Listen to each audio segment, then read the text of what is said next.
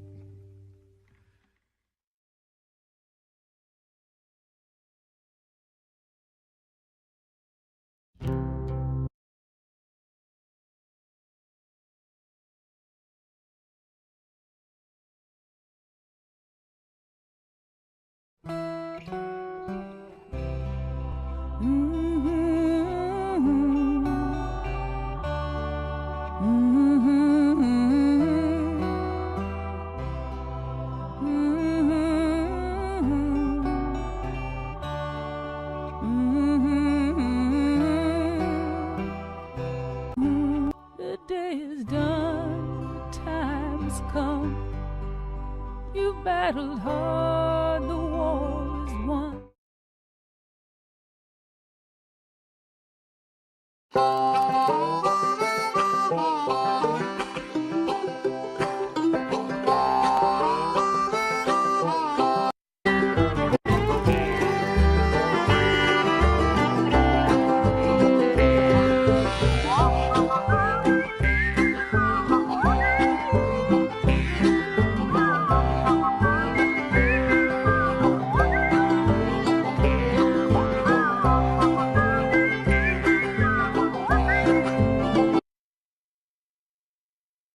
live? We live, baby. Hello, hi, hello everyone Beans. out there in Twitchland, fellow beans. We're gonna be doing a Red Dead Spoilercast. Obviously, we're gonna be talking about spoilers all about Red Dead. So buckle your trousers. I'm gonna keep my chat up in case we run into problems where we can't remember things and people want to chime in. Perfect. Go ahead, we'll have an eye on it. Perfect. Yeah, this podcast more than most. We can kind of look at the chat. I got it over here too. I don't know. I got the whole fucking story printed off on 6 pages here. Do we? God forbid we double saw. Oh, you did. Yeah. Yeah. Oh yeah. Okay, good. Oh buddy. That's part of the problem. Yeah. Let's get into it. Hi, hello, welcome. Sure. Lenny. Well, howdy, partners. Welcome to the Red Dead 2 Spoilercast. My name's Matt Eads. I'm joined by Warren Barris. Hello. Hello, and Brandon Lynch. Howdy. He's got a Red Dead name built right into him. That's right. Plenty. Just hang them all. Plenty of folks getting lynched. Hang 'em all. Hangman Lynch. Ask questions later. Let the good Lord sort them out. So I have printed off the entire... I have made point form notes of the story, and it is on quite literally 6 pages. So we're going to do our best to, I don't know, kind of go through the game. We sort of kind of go through the game in chronological order, more or less. Yeah. And we'll be jumping all over the place here. Yeah, and you can there. kind of do these missions in a somewhat different order, but not so different that I will ever be able to remember if I did this before or after something else. It's true, and some of them even have choices where you different things lead to different, especially right at the end. It gets a little different. So I pulled the choice I pulled was the deer ending, the good quote unquote So I guess ending. before we get into this, we all had the deer ending, Yep. but you had a different final decision. Yes. Yes. What was So- your final? What? The decisions we make at the end Oh, I see. Okay. went Yeah. different directions. Yeah. But we were all white hats. Yeah. Yes. Yeah. I was full white hat. I wasn't ending that game with anything lower than full rep. God damn Yeah. it! And you lose a bunch of rep when you shoot those army guys. Right at the And you gotta end. go It's grind real out some. fucked, I know. Grind out some other stuff. some chores. So this game picks up basically the gang is we kind of join a story in progress. The gang's in a bad way. They did a score in Blackwater. Micah started some shit. You're kind of led to believe Micah maybe started shooting people, and it all went real bad. And you were kind of on the run when the game opens up north, Yes. where it's cold. Already, if you don't find out now, you find out very early that this is already the very first thing is people start being like, that was a real not Dutch-like decision we made back there. Things are that's not how that should have gone down. Yeah, and this new guy Micah, who's been with the gang for I believe it's like 6 months when we join him, is maybe ruffling some feathers. Most of the gang has been together for like, well, they say Dutch rescued these guys as boys, so you're kind of led to believe they've been together for like 10, 15, 20 years. Right. Him and Hosea, kind of the father figures of the group. Yeah. And then you and John, kind of the brotherly rivalry. Yeah, But totally. down below. Yeah. Which for me, and I guess maybe I just didn't go and fact check it, but they made it sound like, so the character that you're playing is named Arthur. That's right. And they definitely made it sound like that was the situation for Arthur, that Dutch was like a father figure to him. Mm-hmm. How old is Arthur? Because Dutch doesn't seem that much older than Arthur, and even in the second game, isn't that much older. I'm gonna try. I wonder if they have actual dates. I'll try and look that up. I Like, I know that- totally get what you're saying, because it seems like Hosea is even way older than Dutch. Hey, Dutch I is know like a there's- young 50-year-old or something. Hey, you There's must those just look good. pictures in your camp of like, yo, here's Arthur's childhood dog and his dad, but and they have dates on them, but it doesn't ever say like, there's not a picture of him as an infant saying, oh, this is the day after he was born, so now you have a time reference of how old you are Yeah. when playing this and how old everybody else is. So Arthur was born in 1843. Okay. Dutch. Lord. Oh yeah, that's the first autocomplete on Google is age. Good. Dutch was born. So Dutch is only 3 years older than Okay. Arthur. So, Oh, okay. Yeah, He's just a very mature man. he is, and he's Born leader. the leader. Yeah, he's a fast talker. Yeah. He always has a plan. Yeah. He's the Matt Eads of this gang. Yeah, Yeah. sure, I'd say that. There's Lead a, us anywhere, even right off a cliff. there's a very real thing now where, especially if I'm drinking, I love a good sure. Oh, sure. I've been I doing can't a help lot myself. of shows lately. Just can't help it. Since maybe the origins of good, have I not, like, in my place of work, within my family, been dropping more like, sure. Real subtle. Look Yeah. around and see if anyone noticed. I'm like, Yeah. next time. So we join the gang. We're trudging through the snow. We come across a cabin. I think or Micah like scouts out the cabin. I think is how it. Somebody finds a cabin. They're like, we got to go there. We're gonna freeze to death. Let's make it happen. First of all, I love that it started in the snow because Yeah. footprints are such a big thing for me in video games. Holy shit, does that snow look And good? yeah, and like if you crouch and move, it creates a bigger path Yeah. for your body hitting the snow and stuff, which is just great. So good. There's a good part there too where they like you walk down a hill and you see all the rocks start to like do the rock slide thing. It's like, man, that game, it opens really strong. They want you to Yep. notice how good their world looks. The breath Yeah. as they're Oh, breathing, you yeah. can see their breath. Even like the horse's breath. Yeah, I feel like this part, excuse me. A little choked up. I feel like this part of the game looks the best from, like, even at the end of the game, I think this was the best looking stuff, and I think it was because the scope was a little more narrow. Yeah. But I remember looking at this and being like, the whole game can't possibly No, look like surely this. not. Surely. Surely. Not to keep putting out that category thing, but between God of War, Detroit, and this, there's an awful lot of selections for best footprints category. Best footprints category. Yeah. In snow specifically, we could yes, even do. yeah. No. So we find, I think this is where Sadie, we find Mrs. Sadie Adler. O'Driscoll's, that's a gang that Dutch has been feuding with. We sort of learned that Colm, the leader, Dutch killed Colm's brother, I believe is the first thing that happens. Dutch drew first blood. Yes. And then Colm killed, I can't remember her name, Dutch's lady friend. I didn't write it down. Abigail, for whatever. but it's No. not Abigail. I didn't write it down because I'm an idiot. But anyways, Colm kills his lady friend, the love of his life, and so the feud is well established. Roll into the cabin, find Sadie and the O'Driscolls, fucking kill everyone, and it's you are immediately, the gang is like set up as like a very Robin Hood, like, hey, we're gonna rescue this lady. No, she can stay with us. We'll look after her. And She's terrified when you get in there, and you're all reassuring her. No, man, it's fine. We're here to all help. right. Blah blah blah. And so they set up immediately, like, you're doing outlaw shit, but you are kind of the good guys. You know, you steal from them what deserves it, and only kills them what needs it. This is the kind of cowboy you want to be. Yeah, It's part of gang you totally. want to be a part of. Exactly. You feel good about dragging a man behind your horse or whatever. Because he deserves it. Yeah, he's probably no Driscoll. Probably isn't. Or one of them Lemoyne That's what I boys. said the whole game. Every time I shot someone, I'm just fucking like, damn O'Driscoll's. Even if it was a fucking shopkeeper. And we meet Kieran at this point as well. We capture an O'Driscoll alive. Remember, there's one guy like running away. You run him down on horse and you lasso him up, and you capture Kieran, who claims he's not an O'Driscoll. Just happened to get captured by him. He was just running in the chaos. Just following orders. Yep, bound and bendy, not an O'Driscoll. And you don't really believe him. No. You tie him up. I didn't. No. Nope. Neither did I. I'd be like, that's No, a likely I understand. story to a man I'm pointing a gun at. There's a part shortly after where you're like interrogating him in camp, and you press the button to threaten, and I was sad that we ran out of threatens. The conversation, you got what you wanted after 2. I'm like, oh, I wanted to like, are you no Driscoll? You tell me what I want to know, damn it. You threaten. He's like confessing and you're just beating him over the head.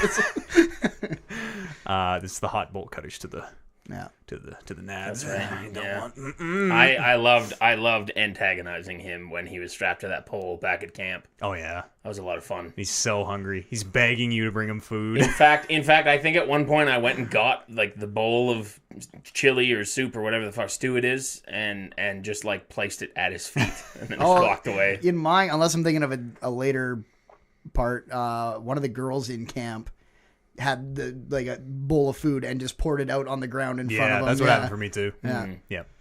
So they immediately are like setting up. This is your family. You can trust these folks. You know, it's you against this Wild West. There are good people out there like Kieran and Sadie, but it's a good gang. It's a family. Mm-hmm. We're brothers. We're the Sons of Dutch is the name of the gang, which is very exclusive because more than half the gang is women. But Yeah, I was gonna say. I don't actually know if I knew that. I think it's. I don't know how I. They know don't that. say it a lot during the game. No, I don't know if they ever bring it up. Maybe that's from Red Dead 1. Could be. Oh yeah, okay. I'll fact check that. But it is the Sons of Dutch. SOD. Yeah. Kieran, well, he's captured and he's kind of getting the hot bolt cutter threat applied to him. He tells him that the O'Driscolls are planning to rob a train owned by one Leviticus Cornwall, who is kind of an oil. We don't really learn ever who he is until the very, very end of the game when it's like, oh, he's an oil magnate. And that's he's just a man with money. You can kind of you can get an idea of it early. That first train you rob, there's letters you can read where it's people talking about how he's trying to take over the native land and stuff to find for oil. He's getting people to look into how can we get these people off the land so we can drill, steal their vaccines. At the same time, and this may maybe just be me, but knowing as little as I do about these times and the Wild West, just hearing a name like Leviticus Cornwall made me think, it's some rich dude. Yep. It's a really rich dude who has a lot of money and is an asshole. And I cannot picture myself being friends with rich dudes in this gang. With Mr. Leviticus. It's the second best name in the game. The first one is Tacitus Kilgore or whatever his ridiculous fake name is. John Marston's fake name, Jim Milton. Yeah. Real creative. Arthur Morgan, Tacitus Kilgore. So they're gonna take the train. You know what? If we're gonna beat Colm to that heist. We're gonna steal the stuff from the train. We need the money. We just need money. Always money. Dutch is adamant as long we just need money, and then we're gonna go to Tahiti. Is the plan. And we do rob the train. It's such a cliche plan that gets away with it because it feels like he was the first person to ever think of it. In the it's cliche to us having seen westerns and stuff, but at the time it was probably a hell of an idea. Yeah. They're gonna blow up the bridge. I think I can't remember if they're gonna blow up the track or if they're gonna blow up the bridge. They're gonna blow something up for this train. I think they're gonna blow up the track in this one. Yeah, and Bill sets it up. Old Bill Williamson from the first game. Yeah. And then you, Arthur, get to push the plunger. I think. Yes. He's like, "Oh, do the honors." Sure. And you push it down, and fucking nothing happens. Man, fucked it up. And, fucking Bill. So everyone is chirping Bill for the entire rest of the game about it. Yeah, 90% of your interactions with Bill is you can't do anything right. Yeah, you dumbass.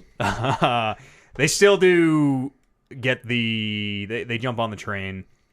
You get an okay score, and at some point in there, you also rescue John.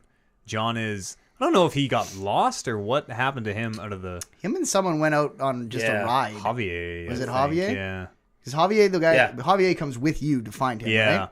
Yeah, he somehow ended up up the side of a mountain on a cliff attacked by a wolf. Mm-hmm. And you go and rescue him. And that's where he gets a scar from the first game. Which is great that they put that in here. That the first time you see him when you do rescue him, he's got the perfect scars right across his face, exactly where they are. I really liked that they showed the origins of that. I just didn't like what the origin was. I was hoping it would be something cooler than...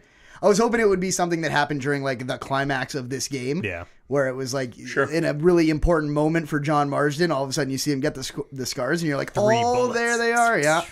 But yeah, it was cool to, as soon as you see his face bleeding, I was like, oh, that's John Marsden. Yeah, like Swiss cheese. And they do a good job of his beard will just naturally get longer throughout the game, and they do a good job of making those scars look fucking gross. Yep. I really like the moment of when you're up on the hill trying to find him. You see the tracks. I think you find his dead horse. Yeah. And then just off in the distance, you hear him just say help or whatever he says. The first time you hear his voice, it was a really cool moment of shit. Oh, it's such a noticeable voice. Yeah. A rasp to it. Yeah, I think to his credit, it sounds a little different. It sounds like a little, a younger John Marston maybe by a couple of years. A little less grizzled. Yeah. Every single performance in this game, bar none, I think is amazing. Yeah. Yep. I didn't like Sadie Adler. Sadie Adler. Oh, she's so good. I did not like her voice. I liked her character. I did not voice. like her voice. Great voice. Yep. Really, just like sandpaper across the ear, but in a great way. Yeah. I need this. Big fan. Huge fan of Sadie. Her and Arthur should have. In another Arthur world, should have with a lot of people. In another world, I'm a Arthur Sadie shipper. Who's to say they didn't? There's a lot of time in between. Not just. I mean, fucked, like they would have they Oh, could have like lived a happily full-on- ever after. yeah, Totally, they would have been great for one another. Oh, fuck. Maybe she wasn't ready for that. Yeah, maybe. I mean, her husband just died. It's true. I think nobody in the West remarries. I think once That's just once once you're you're done. a widow, you're still Mrs. Yeah. And she's Mrs. Adler that entire game. My Arthur would have realized it was a mistake as soon as they got married. Yeah. And she started talking about, like, Mary all over settling down again. and everything. He's like, your voice. She has like loose hair as well. There's a point where she puts it in a braid, and that's the equivalent of her fucking turning the hat backwards. Let's go. And right now she has loose, crazy person hair. So you get the score, and basically you move the camp. This is kind of the tutorial-ish kind of thing. It's not super duper long. Yeah, definitely the least ways to deviate from the path in this one. Yeah, you don't even know about hunting and all that shit yet.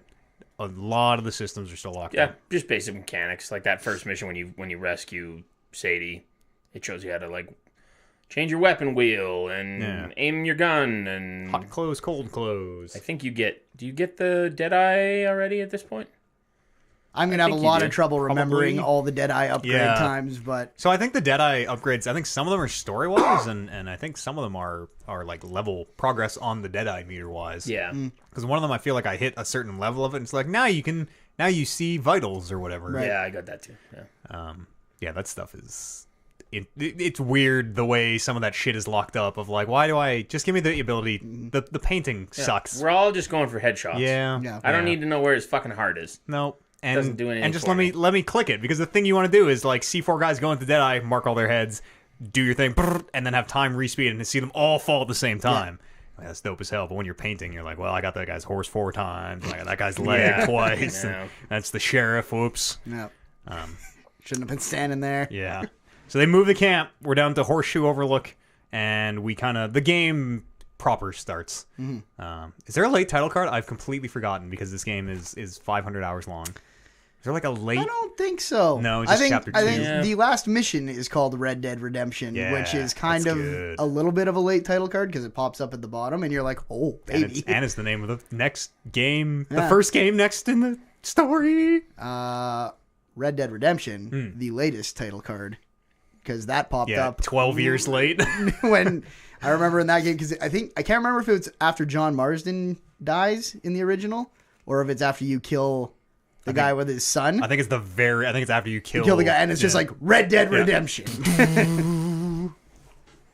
So we're in Horseshoe Overlook. It's gonna get hard to kind of keep track of all this, because you do have a lot of freedom in the way you do the missions and who did what stranger missions where and all this stuff. So the first thing I have in chapter 2 is Uncle wants you to take him and the girls to Valentine. You remember him and Karen and oh boy, I'm forgetting her name. Tilly is there. Tilly, that's one. Yeah, there. You Uncle and the girls. You're gonna go to Valentine, and Also, I guess if you didn't play the first/second game, however you want to look at it, Red Dead Redemption. Uncle is a character that was in the first game. That's right, and everyone is really shitty to him. Yes. Yeah. One of my biggest problems with Red Dead Redemption is you sort of never find out why anyone is the way they are to anyone else. Sure. Like you come into it and you're like, oh, everyone hates Uncle, but we never find out why. No. It's established that he's very lazy, doesn't really do anything, but Which is why the is he reason like why everybody seems to Totally, hate him. But totally. And But again- He's still lumbago. again, the age thing, lumbago, like he's already calling the old man card at this point, terminal lumbago. but yeah, he never he doesn't get he's a lot more whiter in the beard in the Red Dead Redemption game, but he's not that much older. Yeah. And even like Dutch and like Bill and Javier and all that, you just roll up to them and they're just like, oh, hey, you. Like, we don't know how or why anyone's acting the way they are. So part of one of the things they do best is filling in all that stuff of like if you just play Red Dead Redemption, the only time, like the 2 times you see Dutch, he is so fucking weird with no context, without the context of Red Dead 2, and you're like, Yeah. oh, okay. He's just like spitting poetry, backing off cliffs, like Yep. There's a moment where I went and watched the ending of Red Dead Redemption while I was playing this, because I was like, I should. yeah, Because- refresh. Yeah.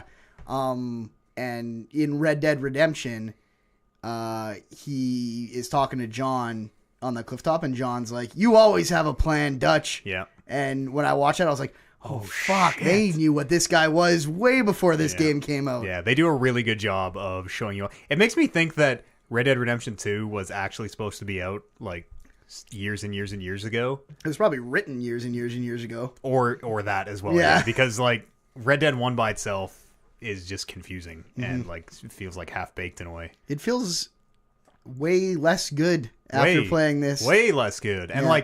like I really didn't like John Marston as a character in the original Red Dead Redemption. I am John's boy now. Yeah. And John I'm his brother. He's my brother, I'm his brother. The characterization is so good. So Uncle wants you to take him and the girls to Valentine. You do. Uncle is like sitting there drinking, and you find him and give him shit, and he's like, have a drink, you'll live longer, or whatever. And you guys doze off. And then you wake up, and the women come back. The women wake you up. Like, hey, great news, we heard a train full of rich passengers coming into town. And as that's happening, Tilly and Karen, you see, are like being harassed. They're being harangued. Right. And I can't remember if it's like, do the gentleman that they're trying to rip off like wise up to him? No, I think it's much more It's like just they wanted to get some action. Yeah, the okay. fellas, because Karen's up in the hotel room, right? oh yeah, Karen's Yeah. up in the hotel and room. you bust in And there. you bust in. You're like, "What room are they in?" And you're like, "Room number 2." And you start heading up there. He's like, "You maybe don't disturb them," and just break down the door. Yeah. So you fucking beat those guys up. And then someone accuses you. Someone recognizes you. Like, hey, you were at Blackwater. And that man runs off. I think you chase him down. I did a bad job of taking notes here. You do run him down.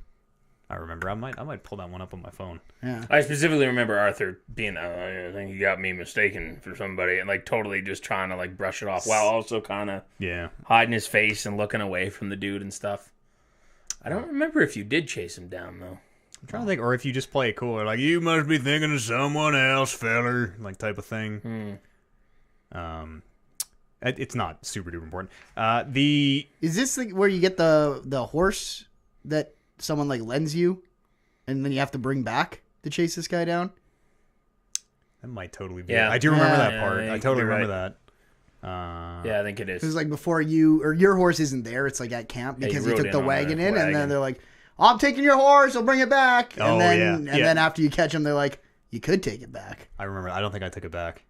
I didn't take it back because I had no way back to camp. I think I just took it to camp. I'm my horse now. Yeah. I was like, I don't want to steal your horse, but this fucking game gave me no other option. I think I did take it back. Yeah. To the man? Yeah. Oh wow. Look at you, Mr. Yeah. White Did Hat. you walk back to camp? I don't remember. I think the next mission was just in town, I think. 20 hours Oh, later. mine was at camp. Maybe. Maybe not. And please forgive us if we misremember things, because you know, if you're listening to the Spoilercast, you know this game is infinitely long. A lot of things. Especially if you just played this part. In Yeah. which case, I guess you should not be listening It's to true. the spoiler cast. It's true. I'm like I don't even. I probably spent close to like 100+ hours with this game over the last month. Like, it's crazy.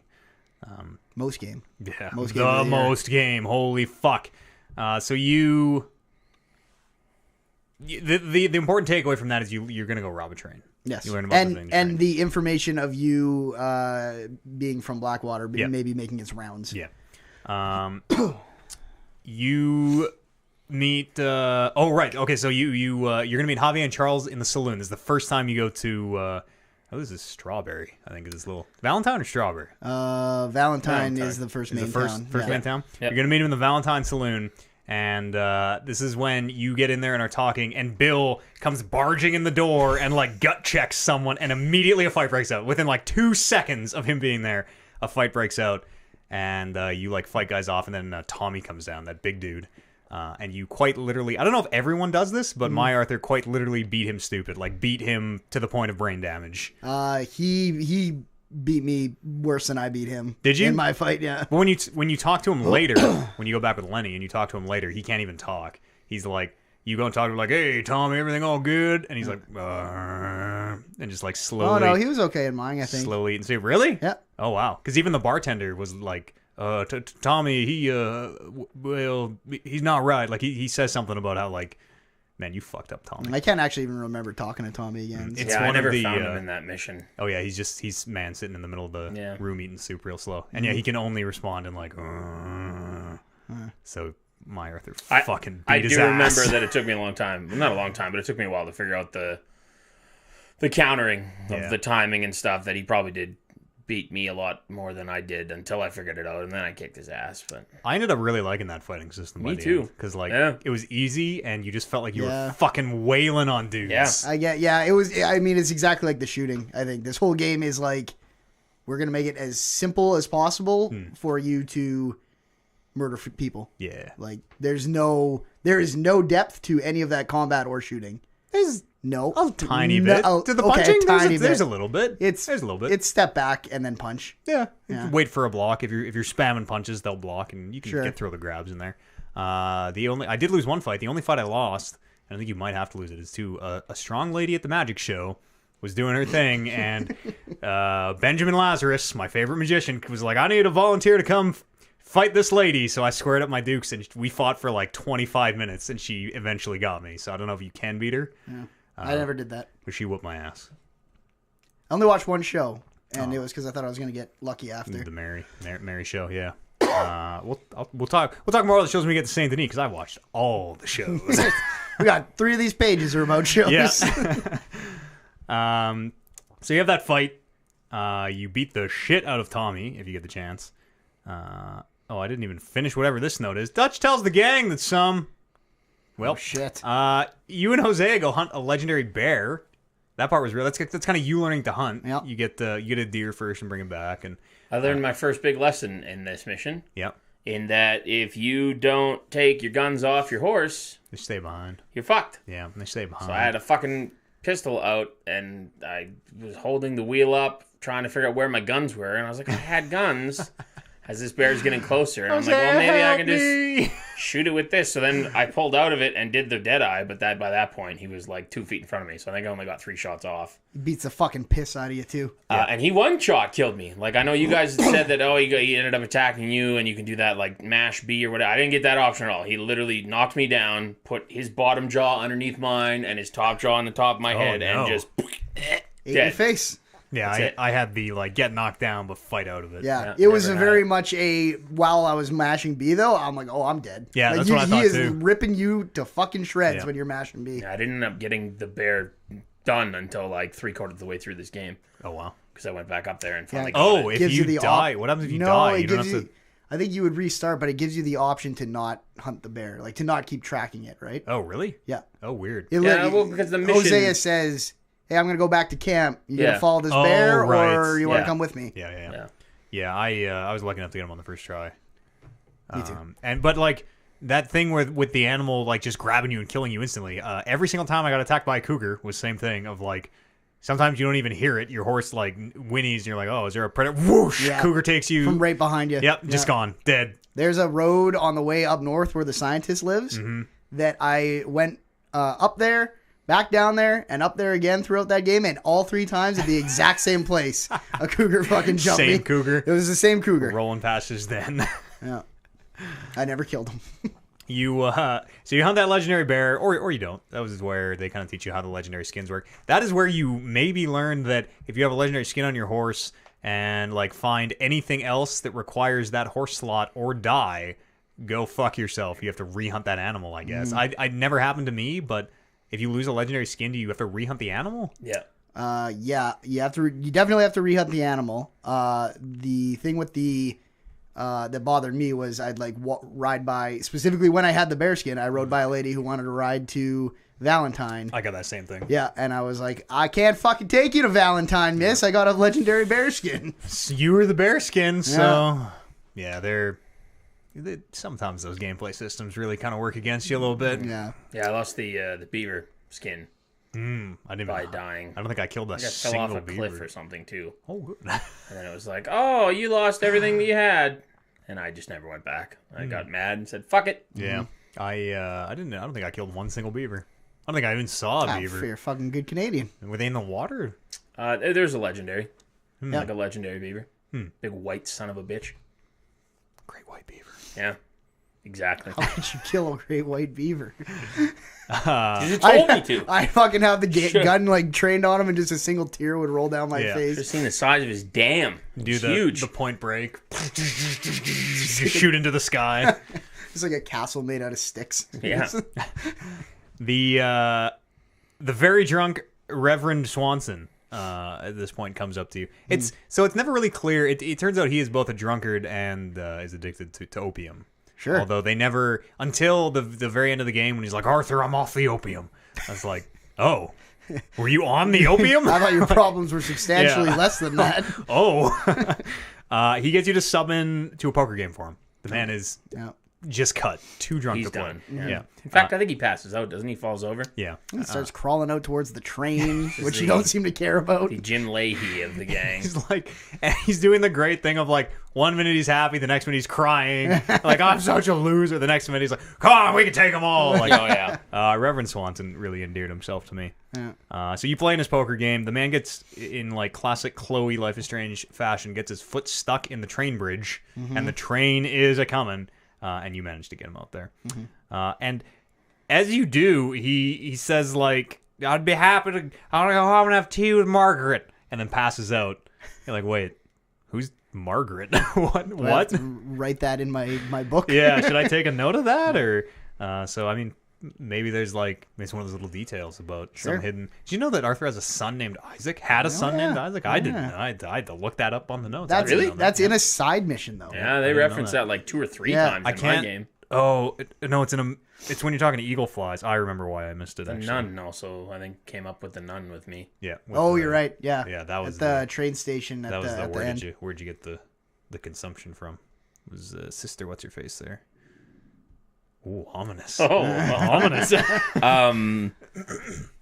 in thinking back, talking about that mission where he gets his foot stuck in the bridge, Yeah. I wonder if there's a cutscene if you don't save him, or if you, Oh, if you can shit, even I didn't not even save think him. about that. To just watch this dude get fucking blown up by this train, like just what happens if it's like a hard stop, or if like he falls over and his leg gets cut off. Can he have one leg for the rest of the game? Like, is that even an option? I wonder. Just to see the cutscene. I bet you. Or I wonder I if it's bet just you would like die. train is too close, mission failed, Yeah. Something like that. checkpoint, Yeah. I'd like to see him get blown up Me personally, too. but I'd like to see. He's a good man. He's a yes, good man. Yes. He's just got some problems. He reminds me a and lot of Warren- Jim Leahy. Me and Warren weren't entirely sure he didn't get hanged at the end of the game because as soon as he left camp, we found a guy in Warren's game. And Warren's like, Oh. that's fucking him. Because Oh, I was yeah, riding what? back into camp, and there's a dude hanging there that ended up just being like one of those traps where, The Murphy gang Yeah. jumps you. but Whatever. He looked a lot like he him. had the red hair and he had the green vet. Like it, I was.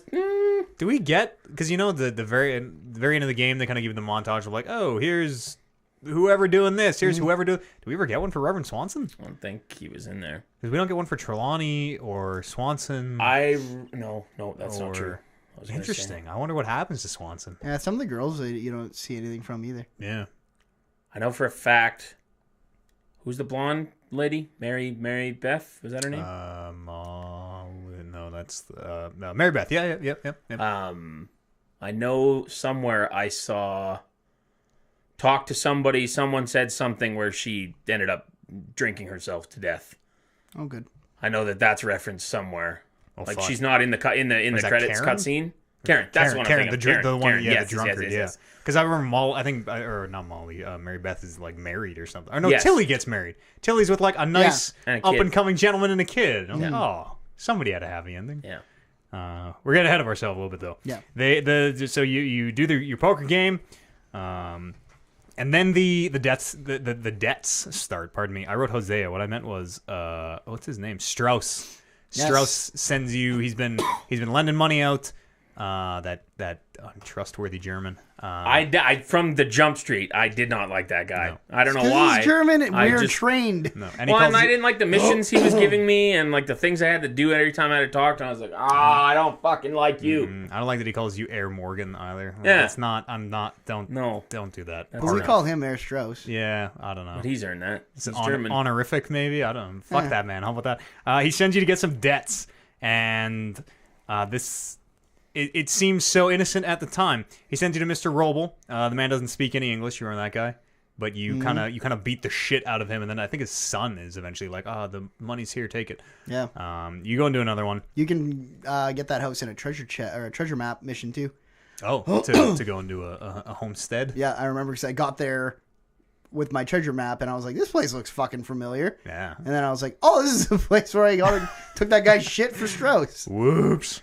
There's nothing here to rob. He sends you on a bunch of debts, and then the last one in this main mission is you go and collect from Thomas Downs, and he is not doing great. His wife is like, he's sick, leave him alone, and you are just punching the shit out of him up against the fence, and Arthur gives him one real good like left-handed crack or right-handed crack across the face, and Thomas spits blood into Arthur's face all over him. Arthur does the old like wipe himself down, gets super pissed. He's like, next time I see you, better have my money, and that's kind of the end of it for now. Yeah.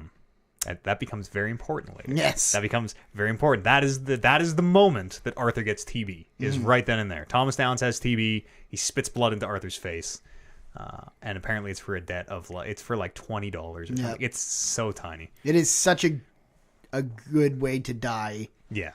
For the sake of the story. Very thematically. It goes very well with a man who was a kind of bad man and is trying to turn his life around. Yeah.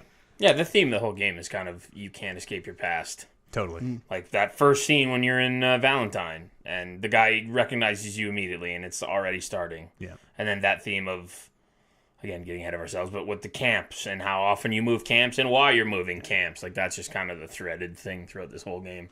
I actually had to look up who, like, when, because there is if you do enough stranger missions later, Arthur says to sister, whatever her name is, he's like, I got it, beating a man for a few dollars or whatever. Even still, I had to look up what it was, because this is so far away, so many hours from chapter 6 when you learn it. Yep. I was like, well, I beat a lot of men for a few, you're going to have to be way more specific. Yeah. But that is the specific moment there. There's a lot of rumors going around that you cannot get TB. Those are false. Even if you don't punch him, the cutscene opens with you beating the shit out of him. Right. Interesting. I wondered about that. Yeah. Because I think you had the option to not beat him, or am I thinking of another mission, maybe? You might be thinking of something else. Yeah, As soon as you snap, because I went back and tried to do the whole, like, well, I'm just not going to beat him. But as soon as you snap into that cutscene, he's already punching him. It's all in cutscene violence. Where are we at my notes here? I guess this is the point where you threaten Kieran with a pair of hot bowl cutters.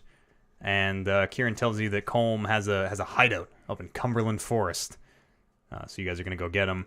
And an O'Driscoll gets a jump on Arthur. An O'Driscoll has Arthur dead to rights. And out of nowhere, Kieran saves Arthur. Colm isn't there. And Arthur gets super fucking mad at Kieran, the man who just saved his life. Yep. Super mad. Like, listen, you let us into a trap. Like, immediately, in spite of Kieran saving him. This was the mission, as we talk about lessons we learned during this game. This is the mission that I realized that I can be as stealthy as I want the whole way to the end. Eventually, the game's just going to be like, and now everyone attack everybody. Yeah, shoot it out, boys. Shoot it out. Yeah, which kind of sucked, because I liked the stealth portions of this game. Yeah, so did I I. liked the sneaking up and throwing knife at a dude, and There are some missions you can do, those- totally. It's like the yeah. goal is And to I do did it them. completely stealthily. but it does make it, even in those situations, it makes it very hard to properly stealth your way all the way through, or you hit a point like that. And that was the thing, and I think you even said this too, Brando, when you were talking about it. Like, in this specific mission, it's not necessary, where they're like, oh shit, we gotta go loud now. It's like, no, what? Why? There's a No, guy I'm there, good. and there's No, two yeah. over there, and there's three of us. We've got So them outnumbered, and they're all looking I'll the get opposite him. direction. You two take those two at the same time. We can still keep moving. Yeah. I mean, you didn't buy those 6 shooters to not bust them both out and pow, pow, pow. Well, no, and that was what the lesson was learned, is now whenever someone asks me, we'll take them out quietly, or we can throw dynamite at them. I'm Dynamite like, 'em. give me my dynamite. So the end of this mission, Lenny comes riding into town. This is the first time you meet Lenny. Lenny comes flying into town, or Fucking Lenny. into camp. He's, they got Micah in Strawberry. He's in jail in Strawberry. I can't remember why exactly. I should look that up. Probably because he did something fucking stupid. Yeah. Micah is a great villain through this entire game. Oh, like, yeah. zero redeeming qualities. Yeah. Is completely shitty to you every chance he gets. Yeah, it has been some time since I've hated a man in a video Yeah. game as much as I hated Micah. It's good, and it's like the little brother thing almost of like, he's doing all this shit in front of Dutch, but Dutch just can't see it. Yeah. Dutch is just like And you getting just want mad to at be like, you, Arthur. yeah, you just want to be like, we've been together forever. Why all of a sudden is this shit bag? Been here for 6 months. Yeah. So Lenny comes flying into town. Dutch says, "Okay, calm down. We'll get him. Relax. We got time." Arthur, you take Lenny into town. Just get him drunk. Cool him off a little bit. And this was like the mission where it sort of clicked for me. Of like, okay, these characters are. This game has something going on. Yeah.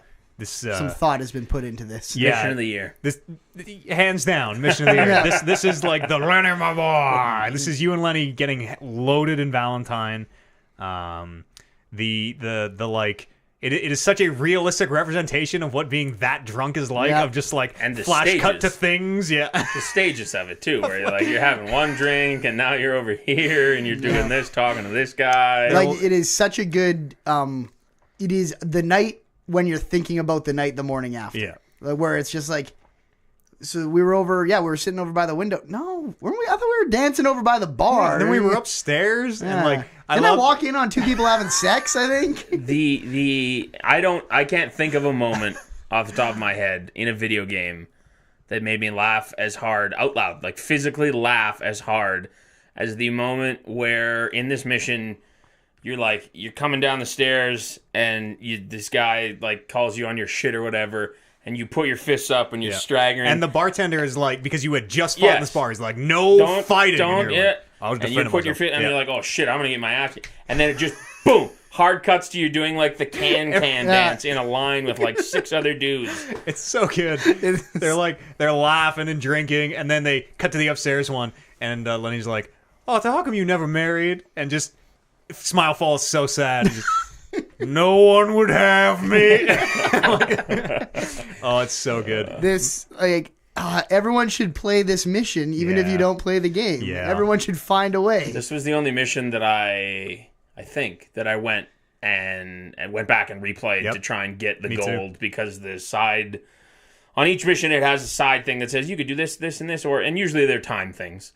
But this was the first one that I was like, where I read the thing, I'm like, oh, I want to catch Lenny in the act. What the fuck does that mean? So I went back and you end up walking. So there's a point in this mission where everyone you see is Lenny. You are so drunk that women look like women, but with Lenny's face. Not a lot of people of color in Red Dead as well. So everyone and Lenny is, is he? I think he is black. Oh no, Charles is Yeah. half black, half Yeah, Lenny is a black dude. So you go upstairs into a room, and there's a dude. Only time I saw any sort of nudity in this game was in this mission. Yep.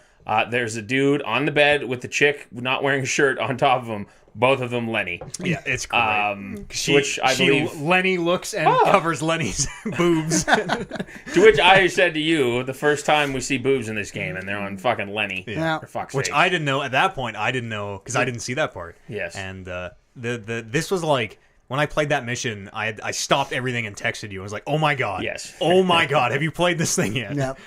It was so. And then great. Warren said the same thing to me. Like, this was the mission that went down the chain of like, just get to this part and then make your decisions on this video game. Incredible. I highly recommend the Lenny, my boy, will still go down as like my favorite. Just the Lenny, my boy. but like in the drunken volume that when you're really drunk and you're just trying to find your friend and you have the no voice crack. Lenny. Yeah, no so regard good. for anybody else around. There's also you take a piss in this level. Oh yeah. Whereas you were saying you can control it. I never figured out Yep. how to control it. You can aim the pee. Yeah. Yeah, you can fall off the balcony, which I did a bunch. You fall off the balcony and then wake up downstairs. And there's a lot of really good hidden shit. So we go and we drink with Lenny, and so this mission can end 2 ways. You can get caught. I didn't realize. Oh, I didn't know that. Yeah, the sheriff chases you down. You can either get caught or you can escape. And if you escape, you get the great line of him being like, "It'll never take me alive. A life of liberty in pursuit of happiness." Oh, like me and Lenny running in slow mo. Me and Lenny got caught. Oh, really? Yeah. Lenny got caught. I made it out. Yeah, me too. No, which was actually pretty funny because then we wake up in jail. There's some pretty good like, what the hell happened there? In the getaway, there's a like Arthur wakes up and he like immediately is just like, oh, what the fuck. And then he just pukes. Like, he just A stands lot. up and just pukes everywhere by this tree that he woke up beside. Been there, Arthur? brother. Yeah. Arthur Yeah. did? Yeah. So Lenny puked right when we got out of jail. We walk out of the jail cell, and because as we wake up and Lenny's just like, 1 or 2 beers, eh, Arthur?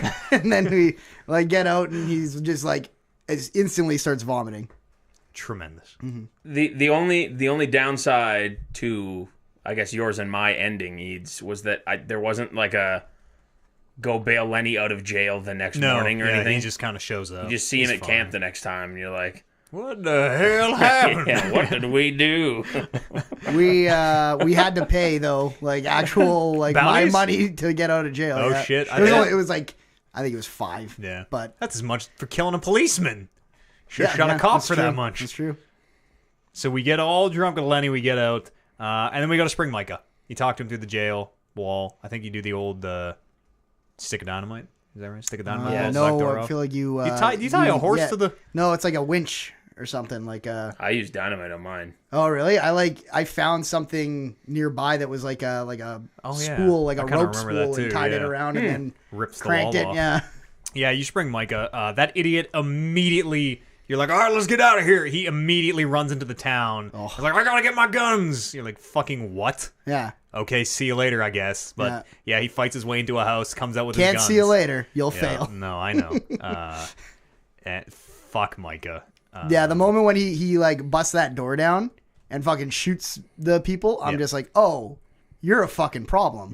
Yeah, because he fucking like has to cut through like 3 people to get to that house. I remember he's just killing people left, right, and Well, center. and the people in the house, he just goes to the doorway to kill those people and then leaves, doesn't he? He gets his guns. He's in the house for his guns. He's like, I better do something for that gun. Specifically, he's going to get his gun. So he had guns that he Yeah. used to get his guns? Yeah. Okay, gotcha. Yeah, I guess his probably had fancy pearl grip inlays or something.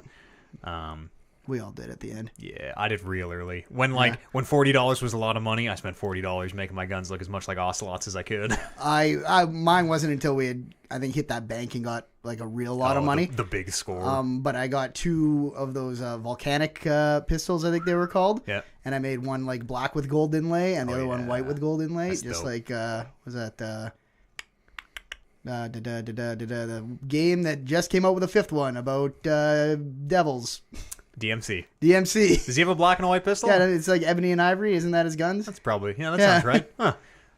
Did you know the gunslingers? So very early you get a stranger mission to the author. He's writing a book about gunslingers and he gives you all the pictures. Yep. Did you know the gunslingers have unique guns like Billy Midnight's pistol or whatever? I used one of those for a long time. It was my best gun. Oh yeah, I had the full gamut because I fucking ended up killing every single one of those except for Black Bell, who gave me a real dope picture. I think I used one for a long time and then lost it.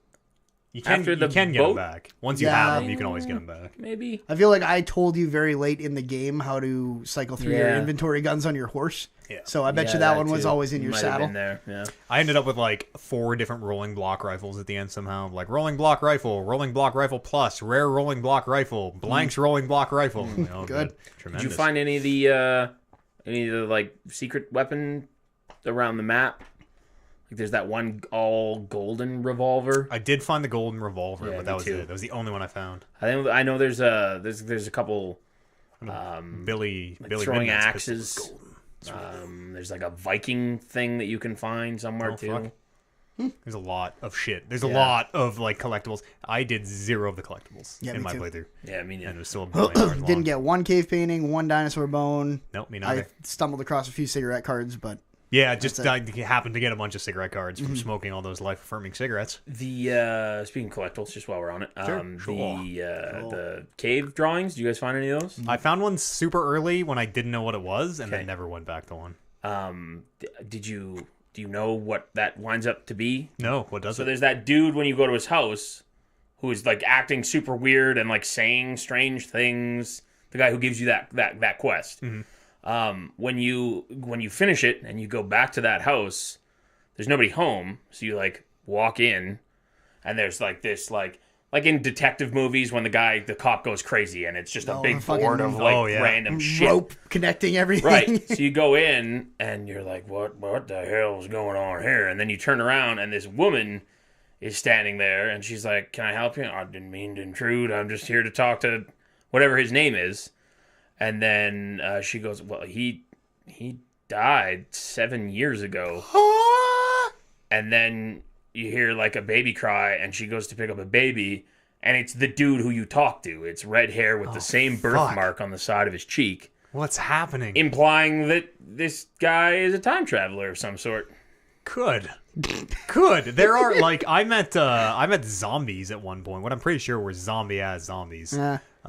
There's a fucking loose robot on the fucking Yeah. the fucking scientist robot gets away. Do you think someone killed Marco and took the robot, or do you think the robot killed Marco and fucking busted I out? would be upset if the robot didn't kill Marco. Yeah. You can find it. It's out there. Can you? Yes. Oh fuck. I sort of. It's actually like it's way up in a mountain somewhere, like way up Snow Mountain sort of thing, and it's literally just sitting on the peak, like majestically looking out off into the distance, and it doesn't move, doesn't say anything. When you get to it, it just like it's still alive. Eyes are lit up and stuff, but Sitting there thinking. it's contemplating its own life and the decisions it's made Huh. to get to the point where it's at. Outstanding. Yeah. I wonder, does anyone know how any of the other collectible chains end, like the orchids or? No, I didn't do a lot of like post research in this. No. Like I didn't do a lot of the what could happens. Not in neither have I think I was so because burnt out, not in a really bad way, but I was so ready to be done with Red Dead when I was done with Red Dead that it's so much. yeah. It is so fucking much.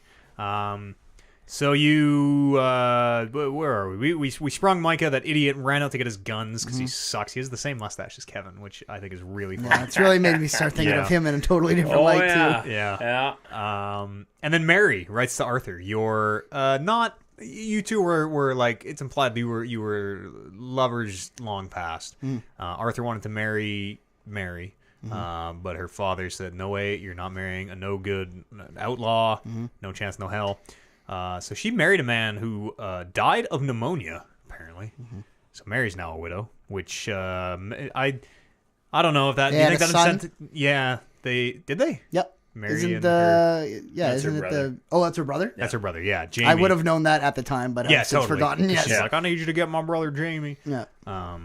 He has joined a cult, the Chelonians, which you never see again. I don't think, unless they're out there in the world somewhere. Like after you get him Yeah. out of the Chelonians? Yeah, after this I don't think mission, ever I saw them. never. In which my was- game, I killed the dude, so that would make sense for me. Sure.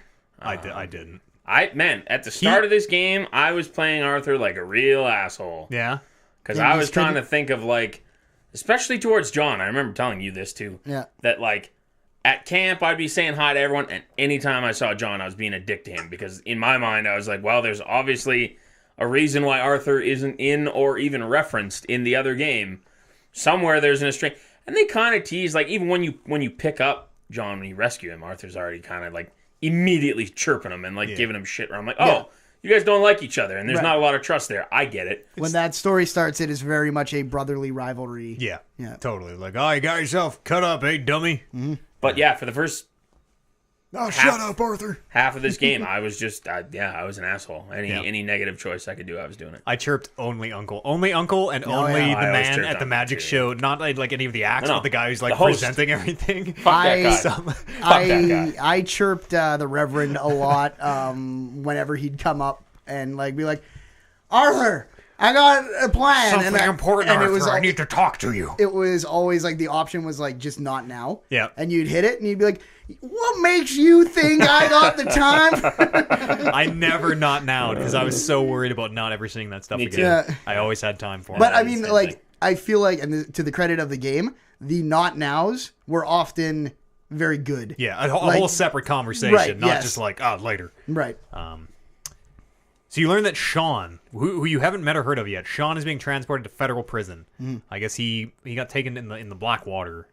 Right. Bad. We have not seen Sean time. yet. Haven't seen Sean. You spring them. You bust them out. I believe he's in a coach. You spring them out. Sean is a real McAsshole when you first fucking meet him. Holy shit, does he come on strong? And is like, he's totally like he's doing the equivalent of like putting his hand right in front of your face, like, oh, I'm not touching you. I'm not touching you. You can't get out. I'm not touching you. Exactly. Like, Sean, I swear to. So I jumped ahead a little bit. We were talking about the Chelonians, and you're saying you killed them. Oh, yes. I rescued Jamie, and Jamie was going to kill himself. Yes. That happened to Yeah, me too. Okay. Yeah. I the leader. There's a way where you can try and talk him into letting this kid go, or you just fucking pull your gun and shoot him, and that's what I did. Oh yeah, we talked our different stuff. I want to be on good terms with Mary. I don't know. Maybe Arthur. Use a lady friend out there. Like Warren said, he was being a little bit of an asshole. And listen, the lady wanted her brother to be free of this man and his stupidness. He was. Can't go back to him now. Permanently free. Also, this is where you first do the like draw the duel. Deadeye, because he's trying to kill himself. You gotta shoot the gun out of his You hand. gotta shoot the gun. Fuck, did I let him shoot himself about 10 lots times of before times. I figured out what the fuck I was supposed to be doing. I will say at the end of the game, I will generously put myself at only about 75% understanding that system, even by the end. Yeah, I like felt slowly hold Yeah. and then all the way pull, but if you pull too late, you just die And then- immediately anyway. And then reset. You have to reset the trigger after you pull it all the way down because that's the confusing you have to part. re-pull is it. it's, the slow pull and then pull all the way and then let go and then pull again and like in the first one, it was the stick where you like push down on the right stick to like move your hand down and then push up to pull the gun up. That makes sense to me. And then you're not using that trigger, which is also the shoot button. I like that system in concept. I did not like it in execution. Yeah, they struggled in the first one. I died. I don't know why they. Once on No, every I meant one of in those. this one. I liked it. I didn't like the execution in this one. Yeah. But I do like you can't have a game like this without having that draw system. Sure. I was disappointed that there was never a like. I wanted like the cuts of like just the eyes, where they're like hand on the hip and like eyes, and then cut to their eyes, and like the whistle happens. Yeah. They never. I never found any like duels how you could in the first game. No, it was only in and there was lots of those in there. Like you could fucking chirp a guy in the first game. And he there would are draw a few you. people like one of the gunslingers will challenge you to duel at the end. You're like, but I'm not shooting you, you drunk. I liked the ones in like when you'd be an armadillo and some dude you'd get too drunk and he'd be like, demand let's satisfaction. do it. Yeah. I felt like they were easy in that first game too. So I was just like, let's fucking go. I've killed 19 people in 19 duels. I'll kill you too. Whereas in this one, they're like, we're doing. I'm like, oh fuck, I don't understand the system. It was always a panic thing too, because it's like the time slows. He's like, okay, I'm gonna slow, and I'm dead. Yeah. Just because we won't go touch on this probably later. Maybe one of my favorite moments of this game was when I was doing a bounty that was take him alive, and he was up in a cave. Not on top of a mountain. One of the early ones. It was an earlier where he one, goes yeah. in the river after. No, that's the one where didn't he jump off that cliff? Yeah. Yeah, no, not That was him. the very first one. This one was in a deeper cave, and you go in. It's kind of like a mining cave. Yeah. And you go in, and he's like, "Oh, you found me. Well, I'm not coming alive." And it goes to the duel, and I was like, "Oh, I'm fucking supposed to take him alive." And then I shot the gun out of his hand, and he fucking hightailed it, and I lassoed him, and that like. Me on the first try being like, I hope I can shoot the gun out of this guy's hand. And it working, I was just like, that was the most cowboy thing I could have ever done. Sometimes I always felt so robbed when you would shoot a gun, because I always try to shoot the gun out of the hand. When you would shoot a gun out of the hand, and then they would pull out another gun. Yeah. I'm Yeah. like, Oh, fuck off. It was like a moment of like, oh. So you spring Sean. He's very Irish. So Irish. Yeah. And John gets an idea that they're going to steal an oil. He wants to rob a train. The way to do that. Everyone in this fucking game wants to rob a train. Rob a train. Yeah. Rob Except a train. for Arthur. Yeah. The way to do that, you're going to steal an oil carriage, of course, from Cornwall. Leviticus Cornwall. Son of a bitch. Got the market on the oil. Yeah. At first, the way he describes it, he's like, we're going to put the oil on the tracks. I'm like, the train is just going to go. That oil will not stop a train. But like, no, we're going to park the carriage on the tracks. And the man's going to have to stop. I'm like, oh, okay. All right, John. That is not what I thought, but that is I'm very smelling funny. what you're stepping on. We're going to put it on the tracks and the train's just going to spin out. Yeah, that's what I'm like, that. Well, okay. And you do, and you rob the train. And it goes well. This is like one of the first times where the heist... You good information. It kind of goes well. Yeah. You get the money. Nobody dies unless, you shoot some folks along the way. I told Warren about this when I hit this. This was one of my early Goosebumps moments in this game where you park the tanker on, and then Arthur goes and stands on the tanker with the train coming, and the camera like pans up, so it's like the shooting between his legs towards the train, and the music is fucking dope here. And I'm like, oh, this game just gets it. It was also, I think, your first time using the bandana mechanic too, where you have to like cover your face. Yes. That might be. Yeah, that might totally be Which right. is also a cool thing too. That you're totally. like, oh fuck, I am a fucking outlaw right now. When I remember. And then you forget to put your bandana up every single time. Because people would like constantly remind you, like in the important story missions, they're like, Bandanas remember your up. bandanas. And then on the times they wouldn't, I'd get like irrationally angry with my group, being Why like, didn't you tell me to who remember didn't remind us? That was John's one job for this heist. So just go back after the after you get the Sean thing was your first of I think three parties. Yep. That like it tells you like you can't talk to anybody in here. There's no missions at the camp because the camp's celebrating that Sean's back. Drinking. And there's just beers in strategic locations. Little disappointed that you can't get as drunk as you did with Lenny. Or really like you can't like in the first game. John, like you get drunk with John and he just would be falls like over. falling Yeah. on and You he'd could like keep pass drinking out for until an you- extended yeah. amount of time. Yeah. But that was a cool moment of like people gather around the fire. You can choose to like sing the Ring Dang Do song with everyone. I've heard it enough that I know the words to it now. You did the thing with the shaving Yeah, too. this is funny because I wasn't entirely sure. It feels like it was probably a bug, but it was such a good bug where if you, I don't know if it was because I continued to hold it as I was walking away from the fire, or if I just didn't push it to stop. But he keeps singing as long as you're in proximity, even if you're walking He's around. like mumbling the words, Yeah. kind of. And if you go sit down at the shaving table, it'll like zoom in real tight on his face, and he'll just be like super big smile, animated, Really? singing the song, while he's like looking at the mirror. Yeah. And I was howling. Was this also the same party where you can, where if you see Lenny? No, this is the next one. Yeah, Okay. that's later when you get. Are we gonna talk about Shocky that boy back? Sure. I mean, there's a party later where you get drunk and sit down beside Lenny. How and long did you sit there and do this before you finally got that line? Because I know you were there Long, for a while. yeah, pretty long. I just happened to get it my first time Yeah. where I'm sitting on this bench and I look over and Lenny's beside me. I'm like, oh, sweet. And I have like a beer in my hand. And you look over at him and you like do the thing to talk to him, whatever, greet. And the first thing Arthur says is, Lenny! Like loud too. And you're like, oh, you're going right back into that. And then Lenny does this whole thing about, oh God, it's all coming back to me. Why did we do any of that? And then Arthur does this like super comical, good times. And it was fucking just outstanding. I replayed that one a bunch to see that scene. Yeah. This is the part where Abigail asks Arthur to take Jack fishing.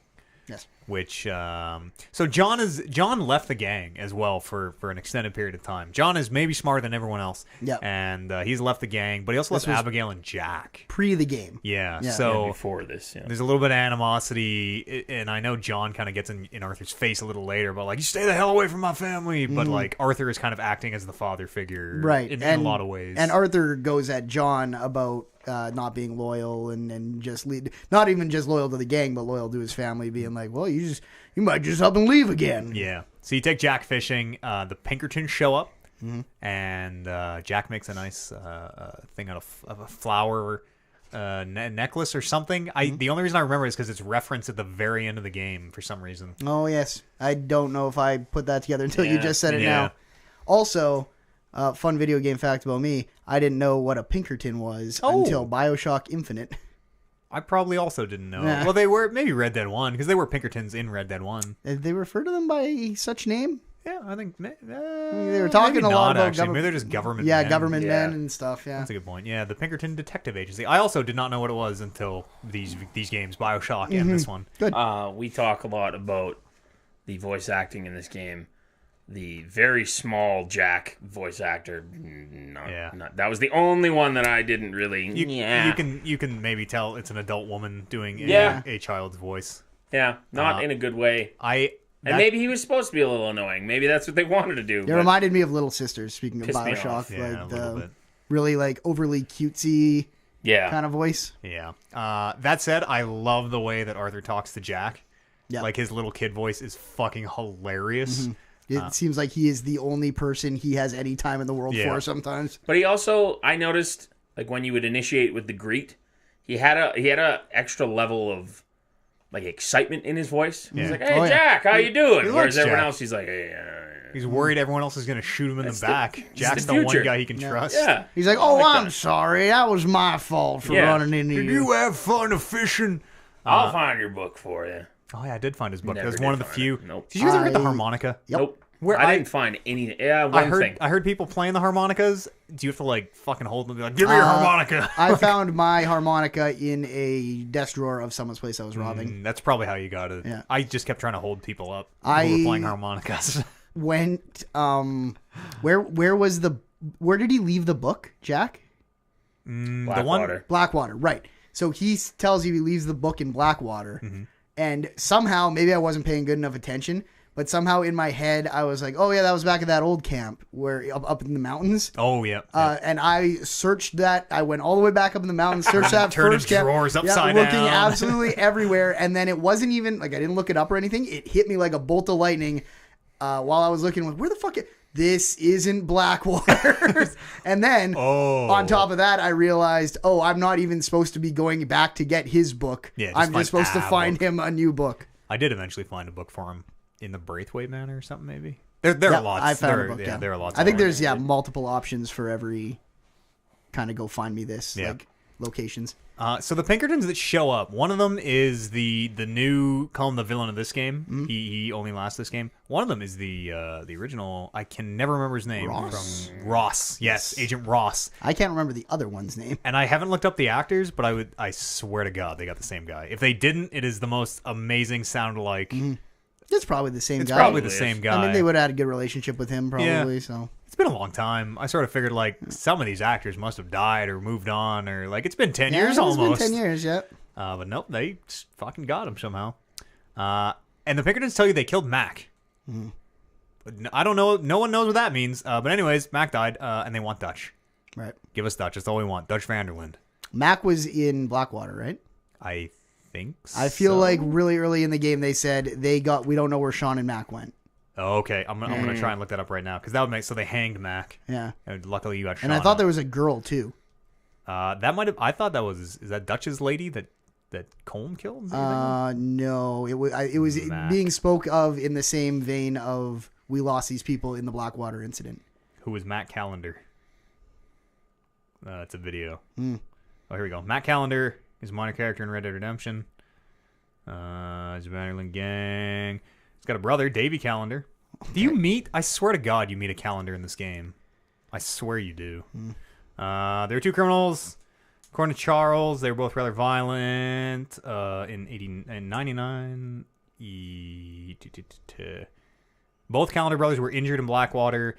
Davy was rescued and taken with the gang to recover. Mac was separated and had to escape on his own. So what the fuck happens to Davy? Because you don't ever meet Davy, do you? No, yeah. I'll click on. Does he die in the snow? He's the guy who dies in the snow. In that first camp, someone dies and they're like, "We lost this guy," and everyone's in like low spirits. Remember Yeah, that right at the kinda beginning You're of the right. game? You're right. As the gang makes their way through the Grizzlies, Davy barely clings onto life. He passes shortly after you reach Coulter. I totally. Yeah, totally forgot no, that. it was. Yeah, I remember that now that you say it. Yeah. They were Good pull. yes from the depths. The Pinkertons make it very clear they want Dutch, and this is a recurring theme of like, yo, just give us Dutch. Yeah. You can all go. We Just don't give a fuck give us about Dutch. any of you. But no, it's all loyalty. They always preach loyalty. John and Arthur go and rustle some sheep. They're going to steal some sheep. And at the end of the mission, so the mission ends with you in the saloon. That mission ends with Cornwall showing up outside the saloon, just screaming into it. And like, you guys are robbing me nonstop, blah, blah, blah. He has John and Hosea hostage. And this was like, because you know that these characters don't make it to Red Dead 1, I was like, okay, here we go. Every time anyone we're is gonna in start- any sort of peril, Yeah, I'm like, yeah. "Oh, this is how you go." We're going to start crossing them off. Yeah. Hosea does get shot, but they make it out. And actually, everybody makes it out. Cut to a little later. Michael, next story mission. Micah wants to rob a bank coach with Arthur. It goes well. You show up to the bank coach, rob it, whatever. Mysterious enemies that no one knows where they came from or who they are show up to rob Arthur and Micah, force them to fight their way out.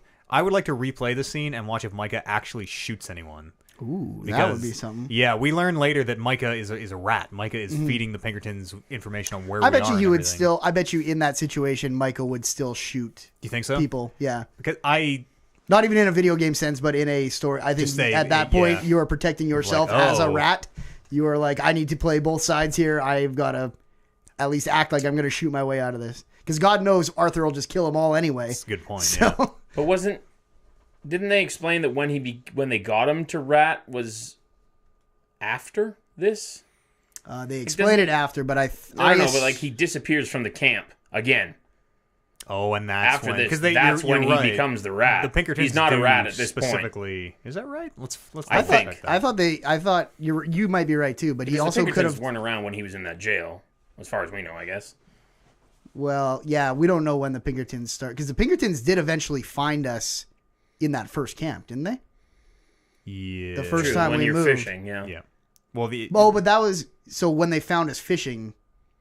But there was also that guy in the town. That might have been the one Yeah. that put them onto us there. Yeah. So maybe that's when they grabbed Micah. Oh, when he got back from they say that they grabbed him when he got back from Guarma is what Okay, the Pinkerton perfect. says. So maybe he's not a rat at this point.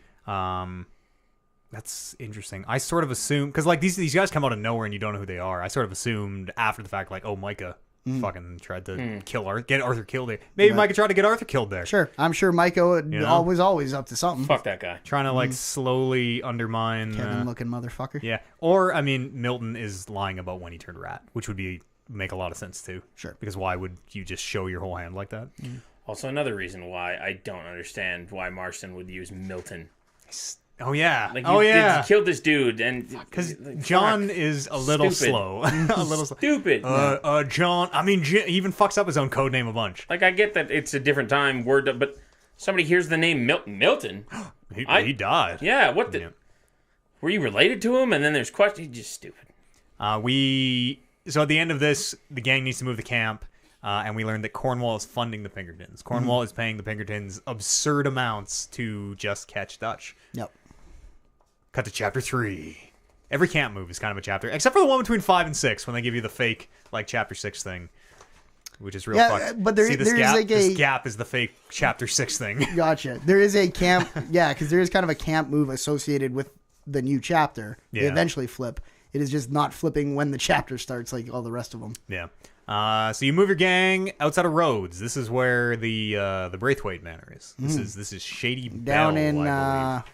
what's that called? Lemoyne. Lemoyne, the state of New Lemoyne. It's the New Orleans or the Louisiana like.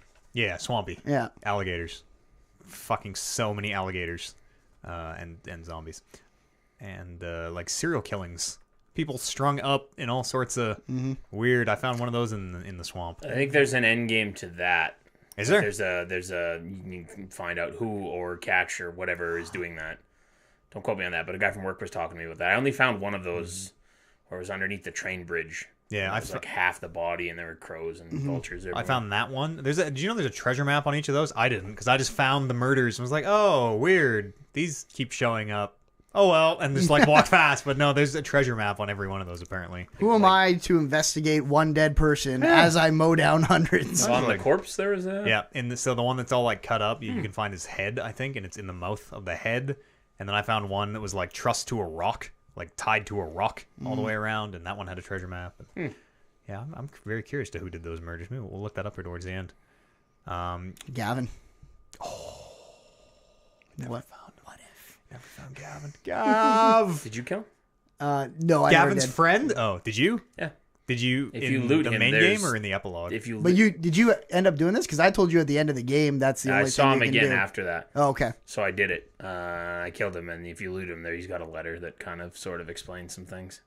What does the letter explain? It's just a lot of nonsense, and I'm Is that pretty man sure also a time traveler? Gavin's been dead for a long time. Oh, okay. That's kind of the vibe I got anyway. Because I don't you, fully remember either, so I might be out to lunch on that. I remember seeing him in like whatever Valentine or where the first town is, and then I didn't see him until way later in like Saint Denis, and I remember laughing my ass off When you saw him? because he's still doing the same thing. The of, like, second time is the best time. yeah, Gav. No, I think Gavin left this dude. Gavin left this dude for one reason or another, and it caused him to have some sort of a mental breakdown or something. That like it's a lot of incoherent like ramblings in this note that just didn't make any sense. That also made me think. Man lost it. Actually, I didn't kill him. I lied. I hogtied him, took him out of town, looted him, and then released him and let him go because I didn't want to actually kill It's him. better this way. Yes. Yeah. Because I see him, you see him later in the epilogue, which is 8 years later, and he's still doing the like, Gav. And if you talk to him, he's like, I don't even know what my life is. I've been looking for him for 10. Like, he just starts fucking losing it. And I love that he was one of those ones kind of similar to like the camp. That like with the not now that he would like follow you if you interacted with him at all, Yeah. and then tried to walk away, he'd like stumble up in front. I've just got to tell you about this thing about and like, And it was this weird, like, it wasn't even just following. It was this weird, like, magnetism for Yeah. him to try and get, like, face to face with you. Right in front of you. Where you'd, like, kind of be turning and he'd be, like, looping around and, like, Yeah. bumping into you, kind of. Or it seems like he was maybe not coded quite right or Yeah. something. But trying to get face to face with yeah. you. So we move outside of Rhodes, and Arthur takes Sadie into town. This is the beginning of Sadie becoming kind of who she is. Ditch the dress. She's getting some pants. She turns into Super Sadie. Yeah. It's done. The hair goes into the braid. Fucking hats on, trousers, slacks. Let's go. And she just starts, presumably leaves to start killing O'Driscolls nonstop. The gang becomes the deputy for the sheriff of Rhodes. You get real drunk with the sheriff, and he makes you deputies, I remember. And Dutch and the gang are like laughing their asses off about like these country bumpkins made us deputies. This is really where you get to see kind of Dutch in action really well at like what he's good at, Yeah. where he's just like sweet talking his way into a position of power in a town, and all of a sudden it goes from like going to Tahiti to being like, we could just run this town. Yeah. I really like the idea of Dutch being like, man, we're making too much noise. That's how they're finding us. We're making too much noise. So there's that thing where No anytime weapons in Rhodes. you're anywhere near Rhodes, it specifically tells you you can't use your weapons anymore. Yeah. Because you're in Rhodes, which is, I like that. That was cool. Yeah. You can kill plenty of people riding a horse though. Oh yeah, and it's real fun when that's lifted because it's just like, well, this is a war zone now. Fuck it. I have a list I've been keeping of a lot of you folks. This is, I think, the longest chapter, like content wise. Six is all crit. 6 is probably the longest, but it's all crit pass stuff, so everybody has to do it. This one has a lot of shit you can do in any order, so it's gonna get a little wild. At some point in here, you become the sheriff, or you become the deputies. You meet Bo and Penelope, two of my favorite strangers. The Bo Gray and Penelope Braithwaite. Yep. These two old families who are Picture of innocence. well, the Bo and Penelope are. Yes, that's what I meant. Yeah, the families are like slavers, and one of them is all about slaves, and one of them is all about like what's the opposite of women's suffrage, like repressing women Yeah. or something. So Bo It's is the other side of women's suffrage. yeah, Yeah. Bo is very like all people are they're both very all people are equal, Yes. and like our families are stuck in the past. We got to get out of here. The Romeo and Juliet of this. Yes, This very. world. Except there's like kind of a happy ending. Yep. They make it out okay. You Arthur are like running letters back and forth between them. The Love fucking letters. shit that Arthur is okay with doing Yeah. amongst everything that's going on. And, He always makes sure he I gets got- paid, sure, though. I got time to run you some love letters. Always make sure he gets paid because Bo and Penelope, the families are very, very rich, and Penelope has stolen. You, Arthur, suspect this the entire time. Penelope has stolen literally the family jewels. She has Right. taken the jewels from the manor, and there's a great part in like the very last mission where he's like, "I knew she had those damn jewels." So you're running letters between them. You steal a wagon of moonshine at some point. You intercept a wagon of moonshine from Lady Braithwaite, and then have the brilliant plan. You've stolen this moonshine.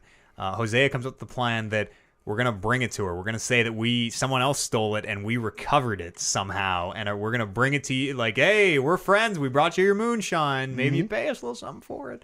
And she does. She pays you and says, despite those grades, you're gonna go into town and you're gonna give it away for free.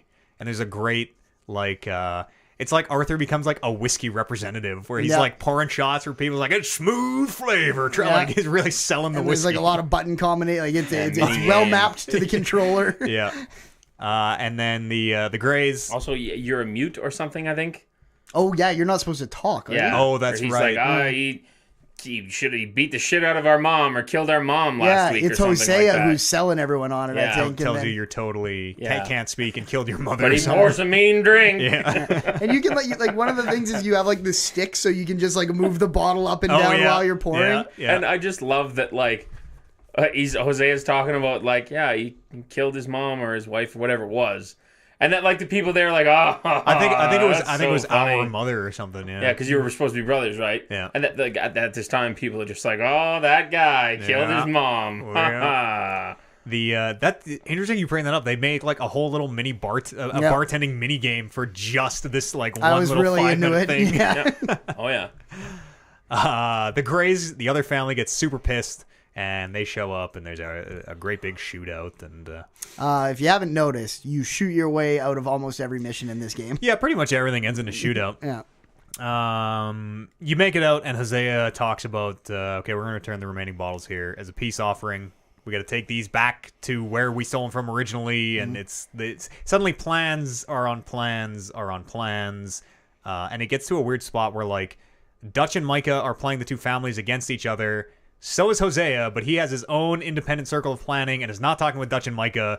So you are like at cross purposes with the gang sometimes, and sometimes you're not, and it gets fucking Because you guys messy. kind of split where a couple of you guys were going to work one family and a couple of you guys were going to work the other family, Yeah. right? And then you somehow end up being a part of both schemes against both families. Everybody recruits you, and then you're like, well, we just did this thing. And the other guy's like, okay, now go and undo that thing we did. We got to do something else. And you can like see the problem in this plan being like, I'm showing up 2 days later to like a house where I caused a fire to like solve the mystery of or retaliate about the fire stuff. And I was like, eventually someone's just going to be like, aren't you the problem? Yeah. Did they just send you to solve this? And that is how it goes.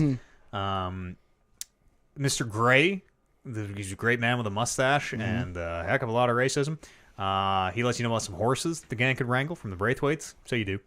Then you hit the Braithwaites by taking their horses. Yep. And then a little while later, you hit the Greys by burning their tobacco fields, Yep. which is a real fucking crazy moment. And at this point, I feel like the woman, who's the woman? Mrs. Braith, Yeah. or whatever. I know who you mean. Yeah, I feel like she knows that I've already hit her a couple times and she doesn't give a fuck as long as I... You're pretty sure she knows when she's like, go give away that moonshine, and it goes Yeah. bad. And you're like, oh shit, she's wise to us. Yeah.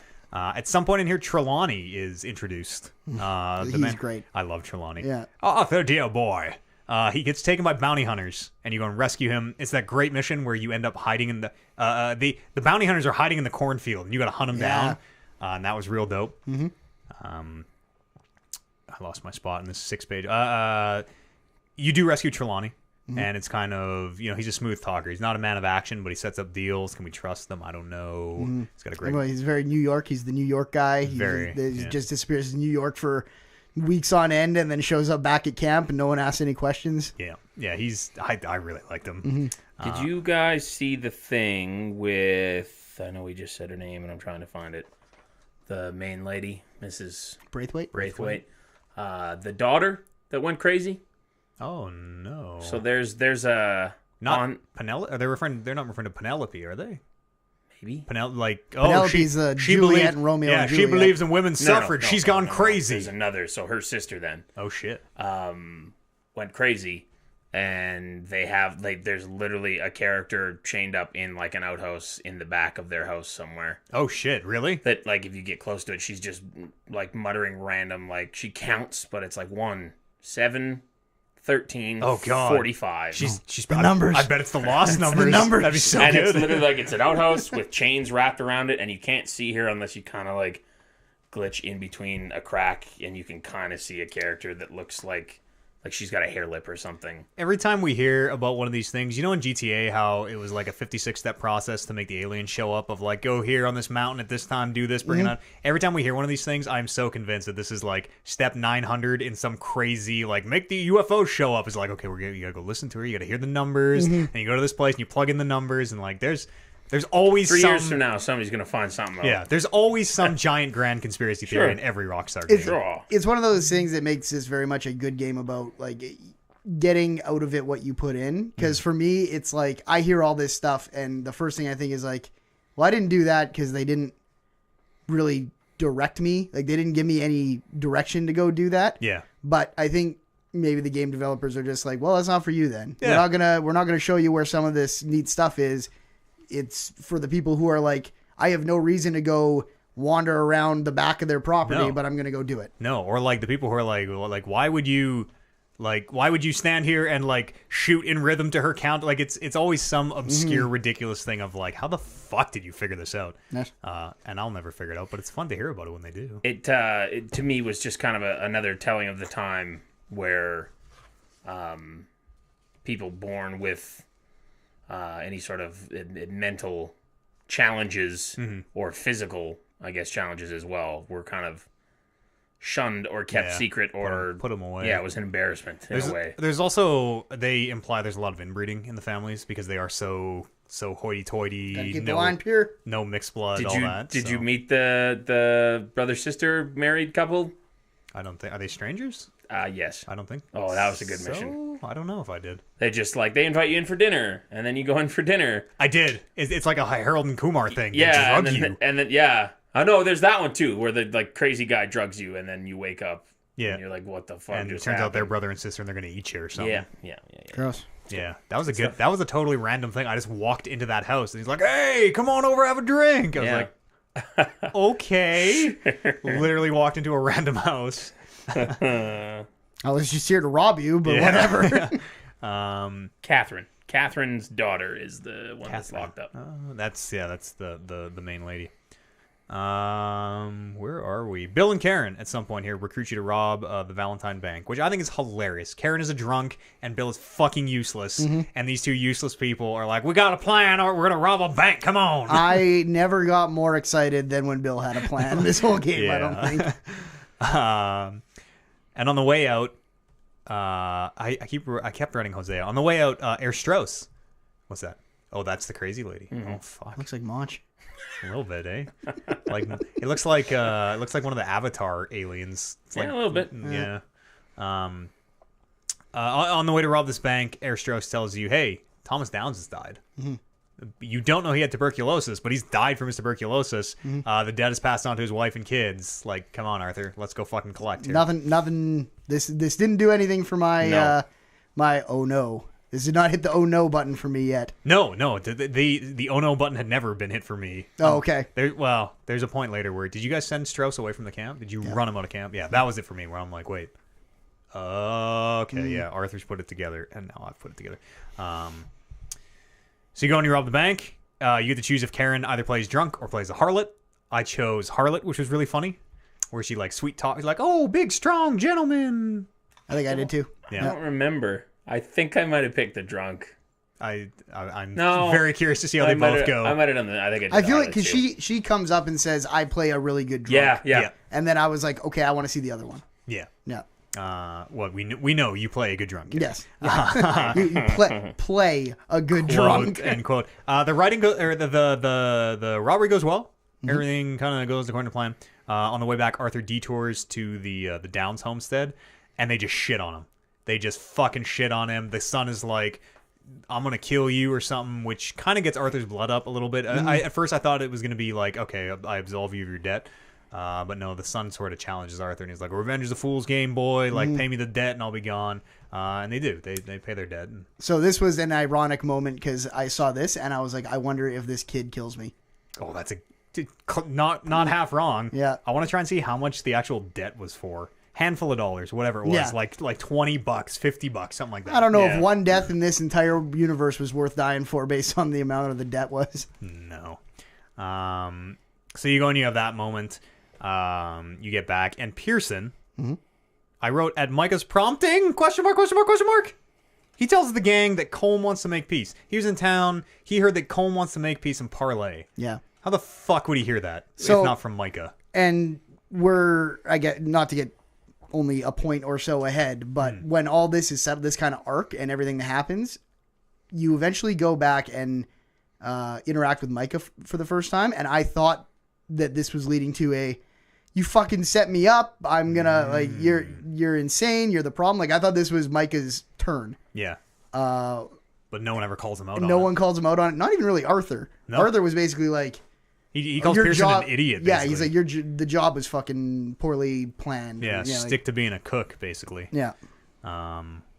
What even happens here? They do. Oh right, yeah. Dutch takes some convincing.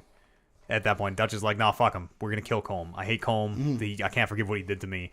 Eventually, you do ride out. They talk. It is not going well. I seem to recall they are just like fucking firing barbs at each other the second you get started.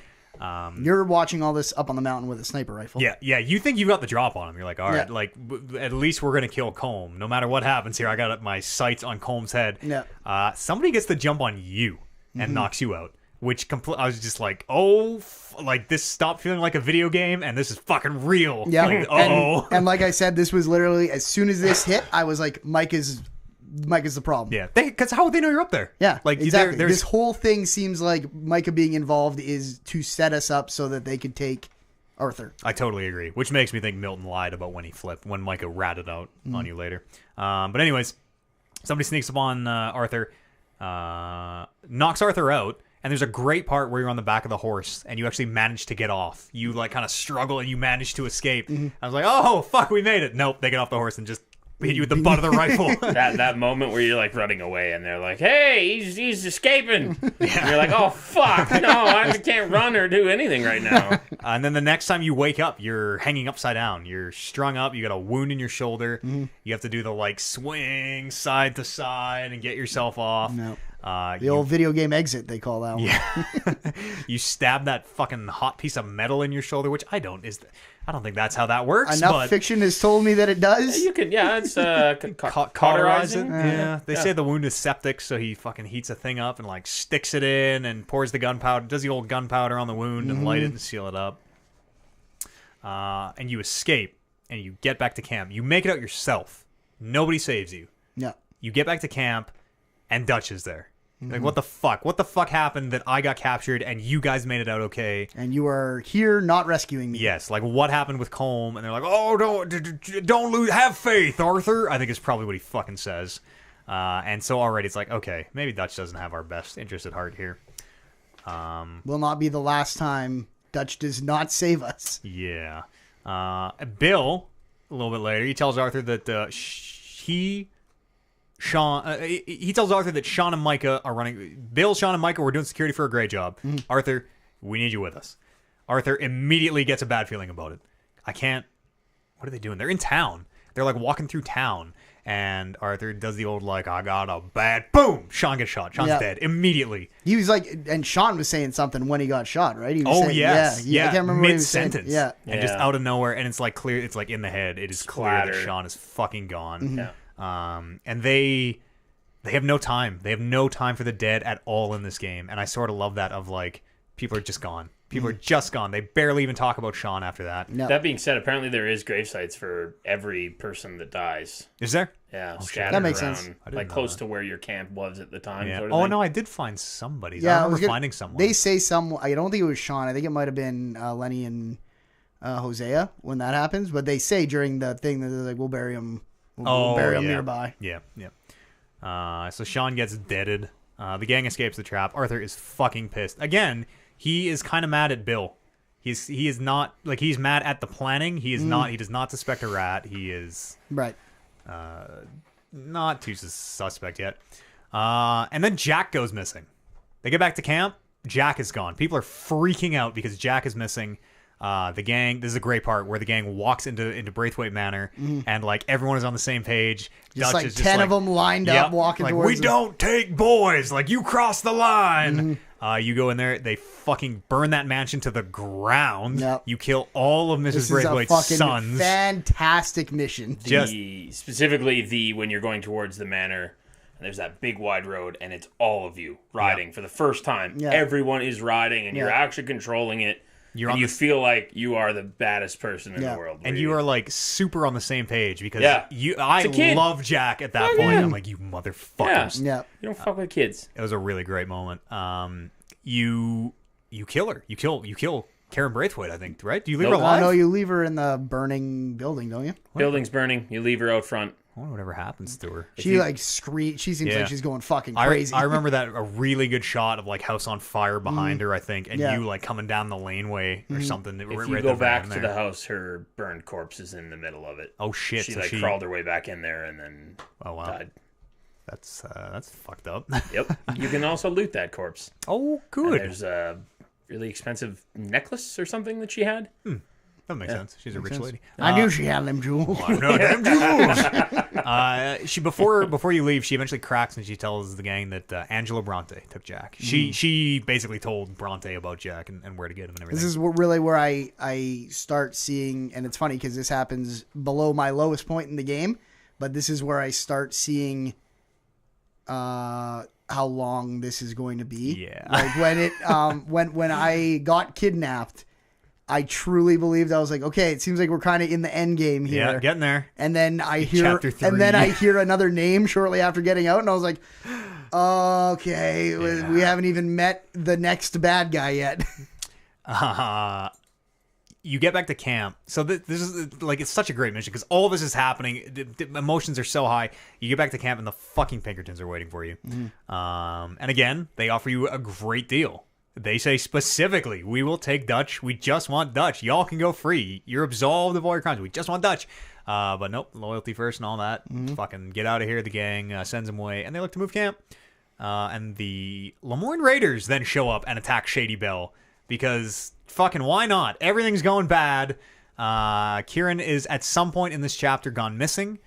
I don't know when it specifically happens. The only reason I clued into it was because one of the characters is like, you seen Kieran in a while? I was like, oh, fuck, no, I haven't seen Kieran in a while. Where is he? But Kieran is missing. And we go to chapter 4. We're moving camp. It's time to move to chapter 4. First mission opens with you going to a saloon marked on the map. You walk up to it. Someone puts a gun to your head. And you're like, oh, fuck, it's done. No, it's just Dutch. Dutch is just funning with you in a way where Arthur's like, what the hell, Dutch? What are you doing? He's like, oh, come on. Arthur can't have a joke. Like, it seems like Dutch is on coke. Like, Dutch has fucking snapped. It is funny because you don't know what Dutch is like before the Blackwater mission. Yeah. Where after the Blackwater mission, people are already like, that was just a bad idea. That was unlike Dutch. So it almost feels like there is something missing at the beginning. Like, when did Dutch just stop being able to lead this, like, smartly lead this team? I wonder if that'll be DLC. Red Dead Redemption 3. Yeah, or Red Dead 3. Dutch's story. Where he plays Dutch. And you know what happens at the end? Your lady gets killed. Yeah, that'd be then great. You go insane. That'd be great because I bet in that game that as you're playing through it, like just like fucking I hate John. Who the fuck is Arthur? I bet by the end of the game you're like, I really understand Dutch. I really empathize with that man now. It's gonna be like a whole big Mad Lib thing where it's like make a plan, and it's gonna be like rob a train with just 4 different options, one on each face bunch button. of dynamite. I have a plan. Yeah. But there is a lot of questions that they could answer in a game like that. Oh yeah. Like John leaving would be. They have how was that handled? Infinite stories. Why did he just come back and everything was okay? How did that all work? And the more they flesh this stuff out, the more you see that stuff where it's like, I wonder what happened. Everyone's a super interesting character. Like, I'd play a Bill Williamson prequel and be like, what the fuck are you? Now I definitely would. After Red Dead 1, it's like, oh, who cares? They could do some really cool things with Arthur the same way that they were able to do with John in this game. Yeah. Where you can see him with the lady and the kid. Oh, fuck. And like those styles of things would be great. Yeah. Be great. These are all really good ideas. Fuck GTA. Just keep making these. So Dutch is playing a joke. You guys have to find. You're trying to find Angela Bronte. You got to find Jack. Is the main mission here. You end up getting jumped by a gang of kids, which I thought was real funny. Yeah, Arthur is a tough man who can deal with anyone except for children. Yes. And eventually they do tell you where Angela Bronte is. Dutch goes and meets with him, and it starts real hostile. He comes in. He says, we don't.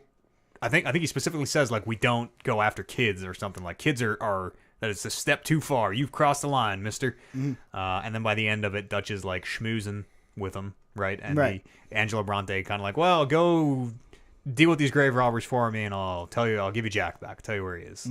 And you do deal with those grave robbers. Great mission of like similar to the cornfields in the like dark graveyard, going in and out of tombs and shit. He does Who did you do this with? John. Was it John? Was it Yeah. John? Yeah. He does release Jack, to his credit. I totally didn't expect that. But he does. He gives you Jack back and was like... Jack has this thing now where he, like... Jack had a great time. You know, Jack was, like, pampered in the rich man's house. He calls him Papa Bronte. Right. Ate a lot of food that he's never eaten before. Learned some Italian. Yeah, and it's just like, oh, how do I tell this kid that Papa Bronte's got to get a bullet? Like, damn, dude. Oh, what was I going to say? I think John's really interesting during all this because this is where, like, John isn't even acting like, oh, fuck, I miss that kid. Oh, I love my son so much. He's basically just like, man, I'm fucked. I'm a fuck up. I'm losing my kid now. And fucking Abigail's going to be so pissed if we don't get this kid back. Abigail would be so mad. At some point in here, you get back to camp, and this is a great one and this happens a lot. It's happened a lot up to this point. You start a mission with someone who's like probably Reverend Swanson or someone who's like, Arthur, I need to talk to you. And someone immediately cuts him off, and it turns out it's like a Miss Grimshaw mission. Yeah, and the one with the Reverend was especially funny because it was so quick. It was it's like, Arthur, I need to talk to you about, and like the camera like pans over and someone's grabbing you. Like, I think that might be this one. No, this one was Sadie. Oh, was it? Oh yeah, the one I'm thinking of was Dutch. Yes. Dutch came in and was like, shut up. There's a good one where it might even be the same one. The Reverend it starts with Swanson, and then Dutch cuts him off, and then someone else Charles cuts off Dutch. Is like, oh, we're under attack. We gotta go now. Yeah, it's the same one. Yeah, that's funny. The Foreman brothers, the gang that Tilly used to roll with. One of them has taken Tilly. So Miss Grimshaw fucking grabs a shotgun and leads a bloody crusade to rescue Tilly, which is really great, you know, because Miss Grimshaw is kind of a frosty bitch up to this point. But she obviously wants to protect her ladies. No one's gonna hit my girls except me, type of thing. Tilly is my Sadie Adler. That's your where I'm just like, I would just fucking love to just mow down the countryside with this lady. She's so innocent, young innocent Miss Tilly. She didn't seem so innocent at the end of this.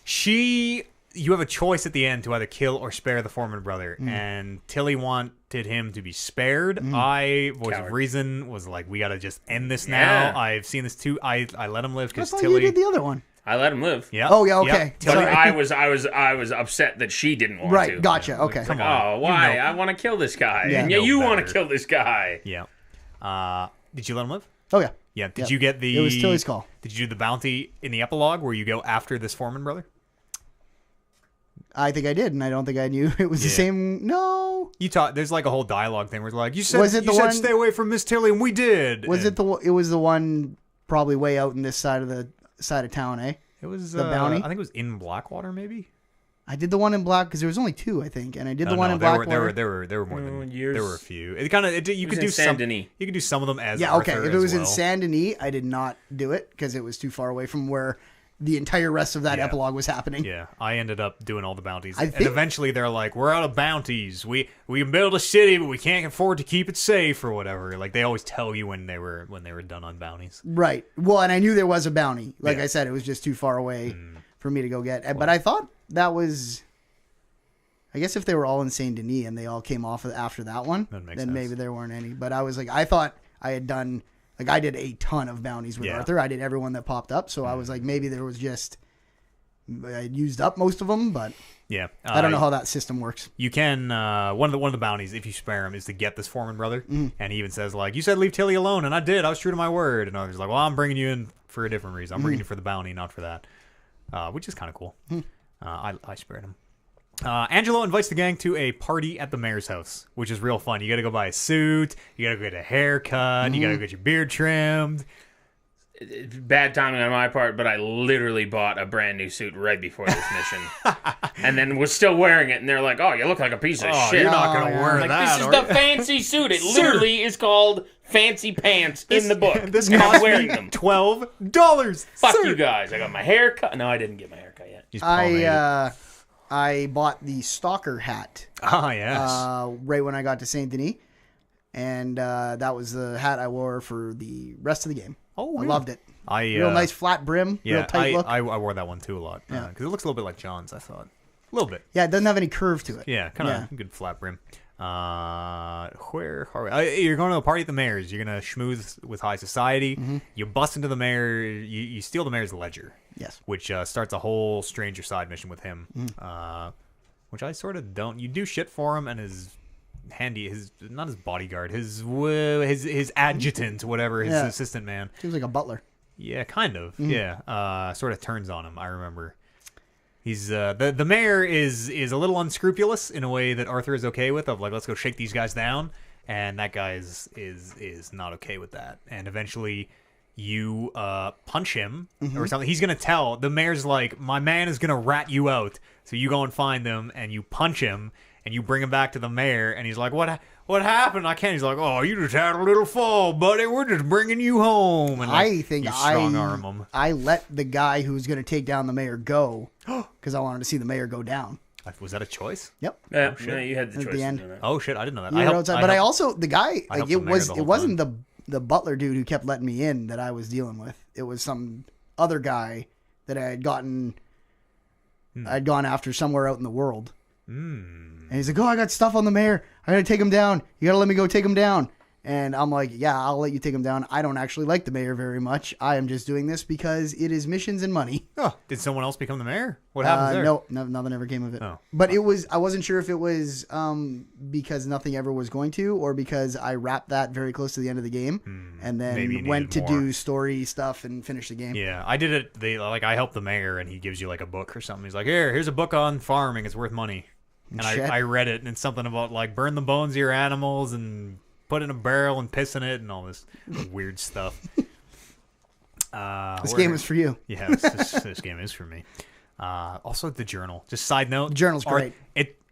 Jack in the epilogue, John gets the journal, and like you don't realize how great the journal is until John starts writing it and doing his fucking shitty ass drawings in Arthur's journal. I'm like, dude. He says at one point, he's like, oh, I'm becoming a bit of a picture of myself. No, you're not. Shittiest No, you're drawing. not. John. Also, Arthur can swim, which we'll talk about in the epilogue. Arthur can totally swim. If you jump out of a boat, it's fine. You can swim to shore. John can't swim. No. And as John in the epilogue, if you touch water, John just drowns, which is really good. Just like in the first Red Dead, which is really good. That was actually a really cool thing that I found out. Like, because I went to I was just literally trying to explore as much of the map as I can, so there wasn't really any like shaded areas in the map. Yeah. And then you get to that one edge in Blackwater. And I'm like, well, what's the fucking stop? Like, is there an invisible wall in this game that'll stop me if I just swim across? And then, as soon as you get in the water, he starts like, and I'm like, that's actually a really good touch because in the first game, you couldn't swim. I love the idea of someone watching a video game man, John Marsden, walk out into the water and then just drown and being like, what's he doing? Yeah. That's not. Okay. Can't say that, sir.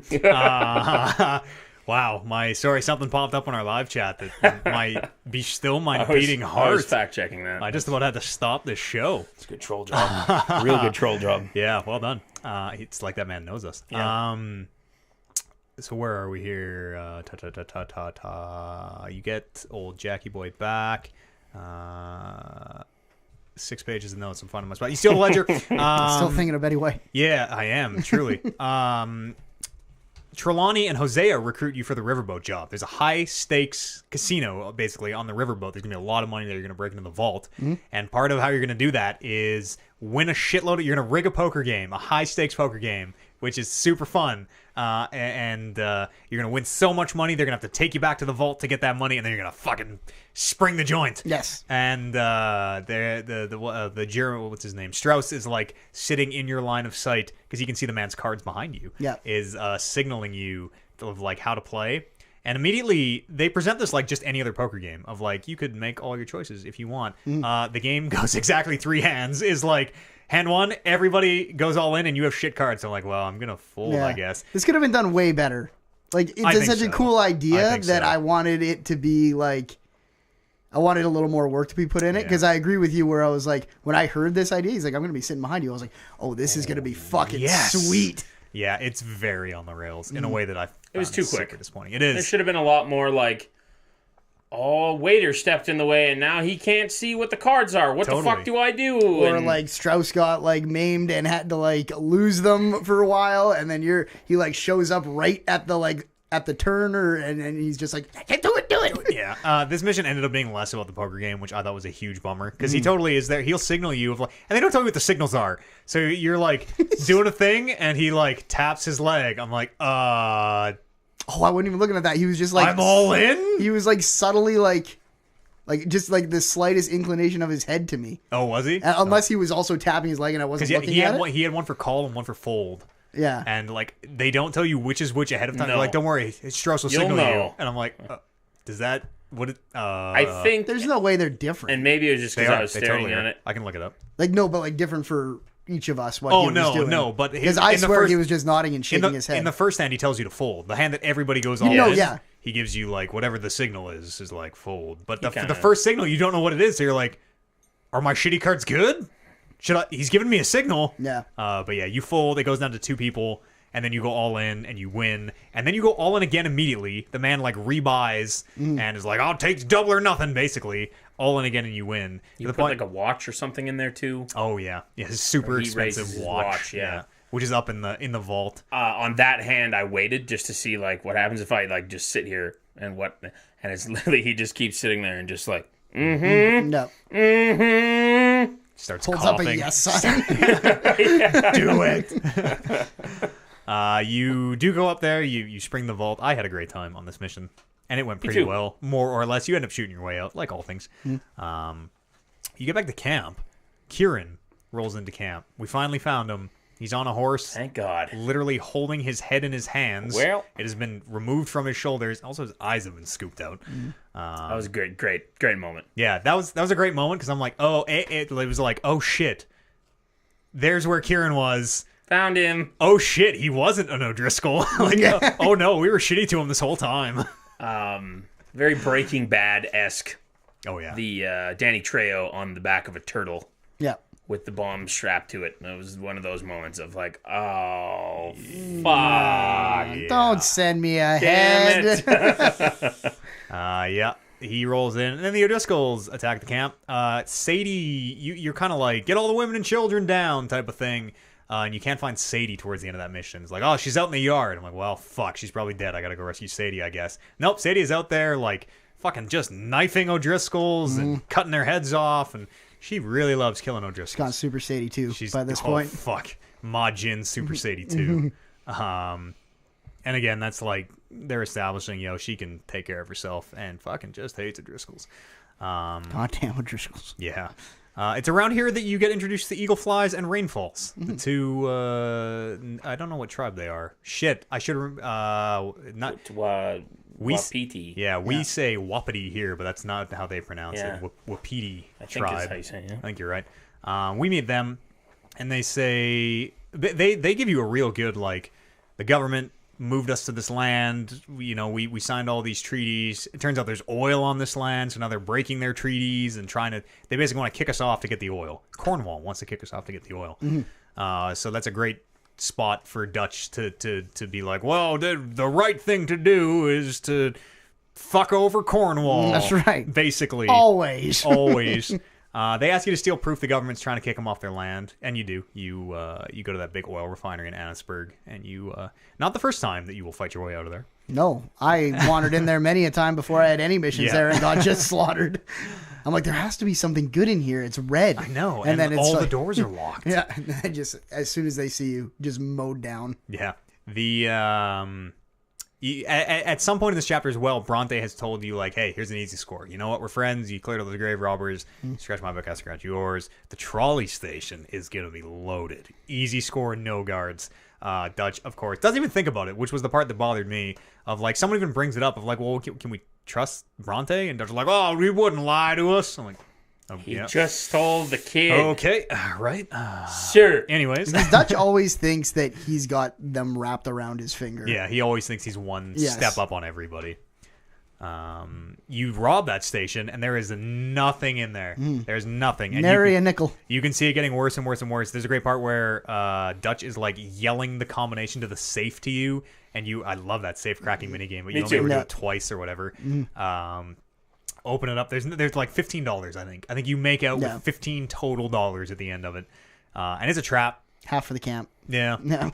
Everybody and split 3 ways. Yeah. It's a trap. There's a lot of people fucking trying to kill them. The gang fights their way out, not only of the trolley station, out of all of Saint Denis. Saint Denis is on red alert. It is a wanted dead or alive thing. The bounty goes through the goddamn roof. While riding the trolley, too. Oh, yeah, and you flip the trolley. Because it doesn't stop. You break the handle off. Yeah, Dutch is like, make this thing stop. And Arthur runs up and breaks the handle off. And, I think it's broke. Time to jump. He comes out and he's just like, Dutch, this thing ain't stopping. Yeah.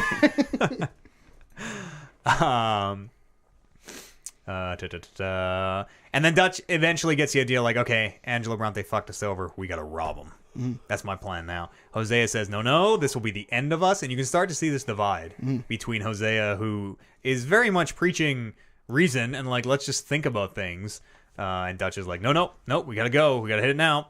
The gang gets a boatman to help them sneak into Bronte's house. This is Thomas and Jules, Right. fighting that giant fucking gator. Yep. Which was a fun mission because I was totally like, there's no gator. There's no gator. And then when there is a gator, both Arthur and I are like, there is a gator. Like, fucking just flips Guys out. like fucking really like like ripped in half. The moment where you're like, we gotta find the guy. He went out there. It doesn't usually take. And then you finally find him. He's like up a tree. Like way up there. And you're like, I'm not coming down there. There's a monster. And you're like waist deep in the water. You're like, oh, good. This is where I want to be then. Great. Let me just slowly push this fucking boat out from this branch. I filled that gator with bullets, too. I don't think you can kill it. No. 12 bullets to the Same eye. as that bear at the end, I think. You can't kill it in that cutscene. Bear at the end. With John in the epilogue.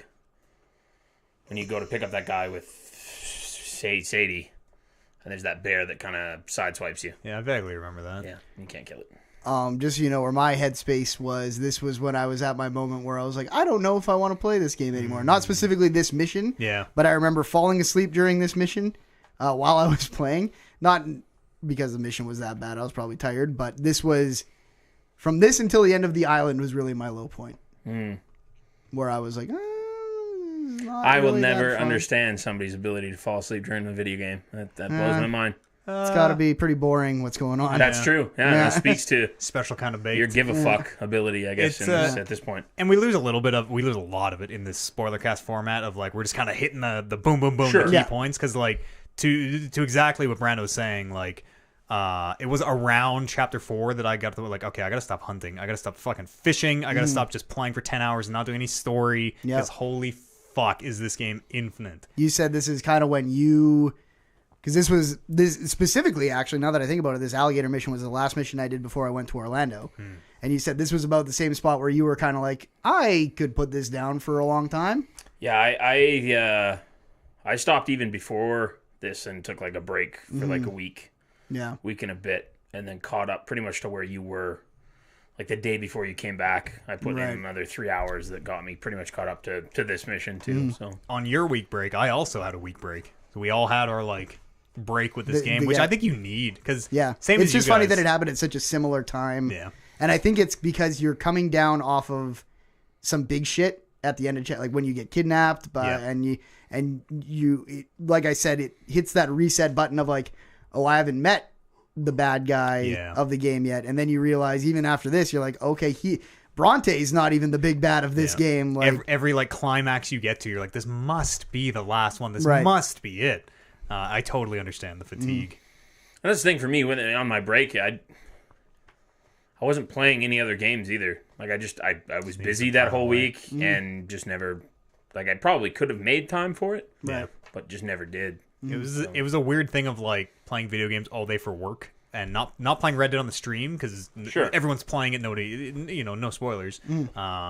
So playing video games like 8 hours and then turning it off and going to play Red Dead for like 6-7 hours and just trying to get through it was like, oh my god, I need some fucking time. Well, and I do this a lot with long games like this too, where I get in my own head about I got all the time in the world left to finish this. I don't gotta like, why would I rush through this when, like, if my buddy from Thunder Bay wants to play some Rocket League, I'm gonna play that because I can always come back to this Red Dead thing. Totally. Which I think we did a couple times that week. Now that I think about it, it's a little long in the tooth. Couple ranks. So we get our boat. We get our boatman. The gang sneaks into Bronte's house and captures him. Dutch drowns him in the fucking swamp. So you get him out of the house, which is weird. Because why? At first, I was like, okay, well, let's kill him here, I guess. We're here to rob him. But no, you take him in the boat, and Dutch just drowns him. Just fucking cold blood, head in the swamp, drowns him. This was kind of the first, like, killing without a reason. Like, you had a reason, but it was like killing a man that you already had dead to rights. And I think Arthur even calls him out. About, and it was the first time of any sort of dissension of being like, what happened? You're just gonna, what? Killing only them what deserves it, or whatever their code is. The fuck is that? Oh, I think he fed him to the gator too, didn't he? I think you just throw him in the swamp. But doesn't the gator immediately come and grab him? Or am I thinking of something else? That might. I think you might be right. That might be I right. think now I'm that you pretty say sure that, he did. Yeah. There's no way they wrote in the storyline throws him off the boat and then someone Doesn't didn't get pipe eaten by up and gators. say, and a gator comes. Yeah, just So that all happens. You get back to camp, go for your next story mission. You're gonna rob the bank in Saint Denis. Saint Denis is fucked anyways. Let's rob the bank, I guess. Arthur cracks the safe. As he does, this is where the Pinkertons show up outside and do the whole, very similar to Cornwall, outside the saloon that first time, do the whole, like, Dutch, we got your boy Hosea out here. You come out right now, yada, yada, yada. They have Hosea and they have Lenny? John? You're right. John. Yeah. And Abigail. Yeah, okay. That checks out. Yeah. They shoot Hosea. They shoot him in the chest. He's dead. That's the end of Hosea Right there. there. Yep. Boom. Boom. Gone. And again, no time to linger on it. It's like, Hosea's dead. We got to go. Yeah. And that is kind of the last you ever talk about it. Yeah. You make it to the roof. Arthur specifically calls Lenny. I remember specifically calling Lenny over, being like, Lenny, we can get out on the roof. As soon as you go through that roof door, boom, Lenny takes one. Lenny one goes was down. tough. And same thing. There's like, it's just a brief little like, oh, Lenny, and that's it. But they did make the at least the effort. Like, they obviously knew from that mission earlier where you go drinking with him that was going to be a big deal for a lot of people. Yeah. That they at least had time that, like, the rest of the guys kept running, and Arthur took a knee and kind of like was like kind of trying to shake him, like wake up sort of thing, and didn't want to leave him, but you just had to sort of thing.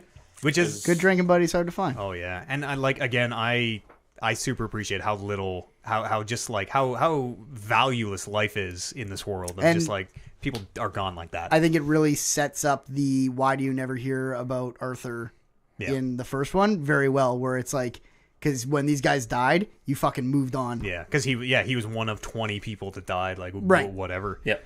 Lenny eats it there, which real sucks. Lenny, my boy. You sneak onto a boat and becoming stowaways, and Dutch is like preaching his Tahiti plan. I don't know if we even know where the boat is.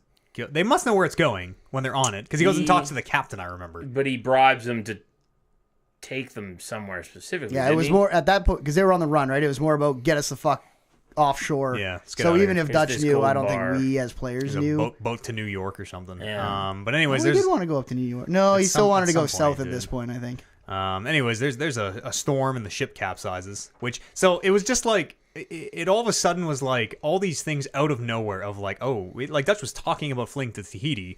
All of a sudden we're on a boat. That's weird. Oh fuck, the boat is leaving. Okay, I guess we're on this ship now with the gang completely split up. The fucking camp. Yep, there's people at the camp Yeah. that we don't have with us. Like, okay, we're on this boat now. Oh, of course the boat sinks. Like the very next thing that happens, the fucking boat sinks and Arthur is lost at sea and wakes up on a beach, which is the beginning of chapter 5. That scene where Dutch is running ahead of you and then the shit kind of falls and separates you and there's no way through was a real oh shit moment for me. Yeah. As a person who hates the sea, open water, and also is claustrophobic, I was like, get me the fuck off this boat right now, but also don't get me the fuck off this boat because I gotta go out in that fucking goddamn ocean. I don't want to do it. It was a great. Just like you. I thought he was. I thought maybe Arthur was gonna drown in the boat, and that's why we never heard anything about him. I'm like, oh wondered. fuck, this is it. Another moment of like, oh, the end of the game is upon us. And see, and I agree, but for me, it wasn't necessarily, oh, the end of the game is upon us. It's just me constantly wondering, how does this wind up? Right. Like, not so much, oh, thank God this is done now. It's more of a, oh, this is, oh, no, okay, all right. There's still more to do. Well, okay. and that was, I mean, when I woke up on the island was definitely like my moment of like, now what the fuck are we doing? Now I'm on this thing. I don't want to, like, this was my, for those wondering, this was where I said it was like the writer's strike happened in the middle of the game. It is a Because I was like, Did you put them on the island because you thought that'd get more ratings in the TV show? I think it's the Mexico equivalent. I think they were like, we went to Mexico in the first game. We need a thing where you go to. How do we? I didn't hate it, but no, because like Mexico was half the map in the first game. It was part 2 of the game. You spend like 2 missions there and leave. No, it was like the whole first half of the game was getting Bill Williamson. Yeah. The whole part 2 was all getting Javier Escuela. You met like 4 new side missions, and they all had like not side missions, 4 other characters in the main quest line, and did all of them all the way to Javier Escuela. With like the sister. It was about family. the same length as Bill Williamson, and then part 3 was up in Blackwater. Yeah. I guess. And this was literally like you immediately know you're not staying there. Oh, totally. Yeah, because you don't have your weapons. Yeah, you don't have your horse. anything. Yeah. There's no side missions. You know, you got midgets on the run with the circus back at the mainland that you haven't dealt with yet. Who's going to catch that guy? Yeah. I didn't hate it. I understand why people do. For me, it was like a nice change of pace of like, okay, if this game is this long, thank God we're doing something else for at least a little bit here. Something completely different. Where did this rank on your general enjoyment of the story? Because I know you didn't really dislike any of the story. It's true. This was probably my least favorite. Okay. Yeah. Because it's a little easier for me to be like, well, you had just a more general appreciation of the whole thing than I did.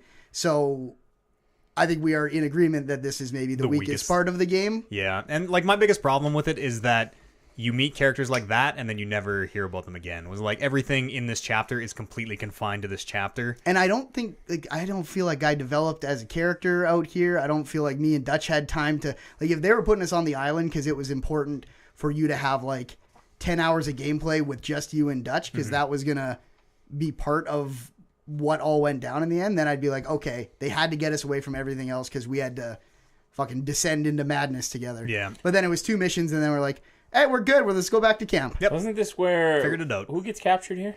Javier gets shot and left behind. It's Javier. Yeah. I also got poison darted at one point. So did I. Yeah, you walk up, you see a hanging corpse, and then a little needle like poison. You can totally miss that. You can not get needled? You can not do that mission.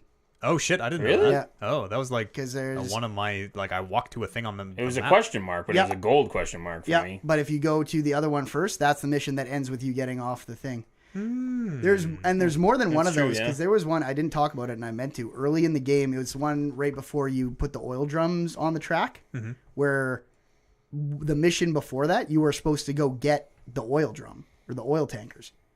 The one with John. Yeah, Arthur is, and I didn't do that mission before I did. Go get the oil, and it was a gold mission, and I didn't do it at some point before I did a different Dutch mission. Yeah, and then I came back. That mission was gone, and before we did the oil tanker thing, John Marsden made during a cutscene some remark to me, being like, because Dutch said something like, "Well, John went and got the oil drum since you, or the oil truck since you didn't," and John said something like, "See, we all make mistakes, Arthur." Oh, weird. Yeah. That's weird that you can miss stuff like that. Yeah.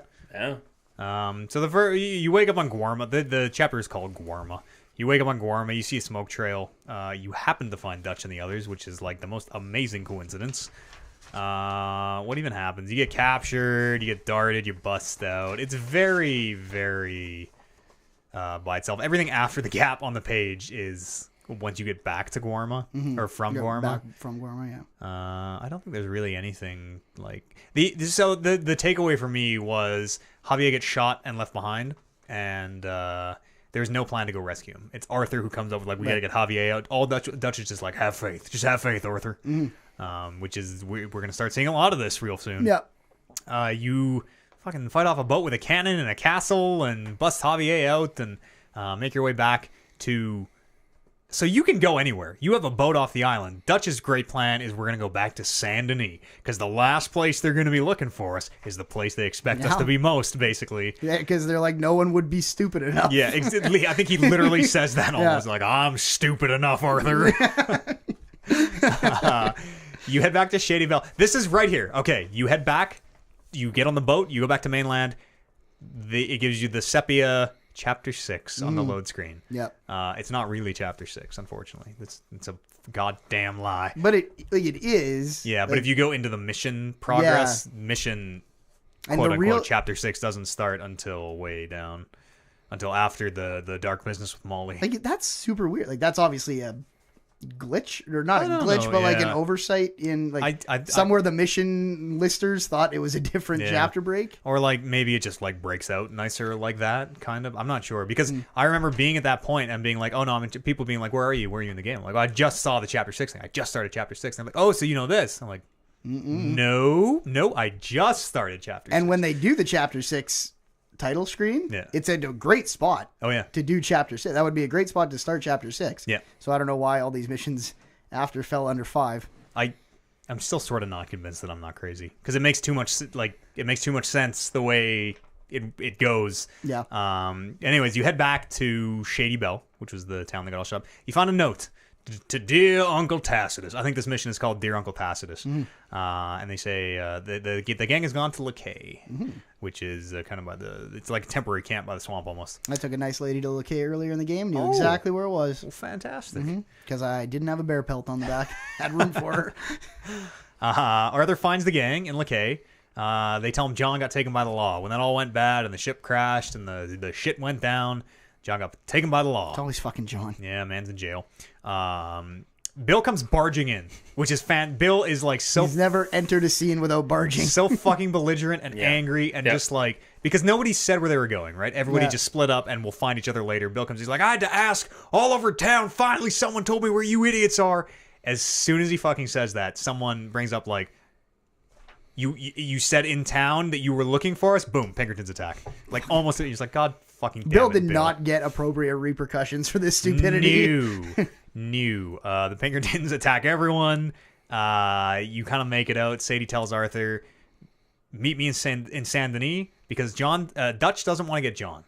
They bring up like, we gotta go get John out of jail. There's talk of hanging him. They're gonna hang John, and Dutch is like, well, I have a plan. Not now. When the time is right, I have a plan. And you basically, Arthur and Sadie are like, well, if we want to get John out, it's up to us. Right. Let's fucking do it. You go to meet her, and this is when the TB first hits you. This is when the first time Arthur collapses on the back of his Far horse. from the first time he coughs. It's true. He's been coughing for a Yes. long time and now. his eyes are getting redder and redder and redder. That I did not notice. And I totally noticed both of them and attributed the coughing to like, because sometimes it's real natural to be like, oh sure, just like, Yeah. like, I'm like, oh shit, like they asked him to like cough and make it seem real. That's Yeah, right. amazing. And I thought the eyes were because I just stopped sleeping at some point because sleeping is a waste of I time. did the same thing. So I'm And I like, thought the cough was from. He got a cold from being in the ocean. Yeah. And fucking, The he didn't cough breathe. I think the cough was before the ocean. Yeah. I totally noticed it and wrote it off, which made this like TB thing hit so much harder. Because Yeah. as soon as he collapses, I'm just like, oh no. It was very much a moment of, even though I was kind of like, after I had heard him cough a few times, I was like, fuck, he's getting sick. You still don't know how sick. Yeah. The thing was, I think, because I put something together, because you said something appropriately vague for someone who hadn't got there yet, where you were like, you start to see why maybe he's not in the next game. And as soon as I put that with the coughing, I was like, he's going to fucking die from a fucking sickness. Yeah. And that was when I texted you being like, I know what's happening. It hasn't happened yet. And then so I tried to throw you with the sickness thing. I Yeah. was being, he's got a cold. That's all. He just Sniffles. he was in the ocean and now he's sick. Yeah. Doctor tells you got TB. Basically says it's a matter of time. There's no cure. You know. Move somewhere warm and take it easy. In a world before antibiotics. Yeah. 1928 was when they developed the cure to. So Missed it by another 20 years. that much. Yeah. Arthur does eventually go and meet Sadie.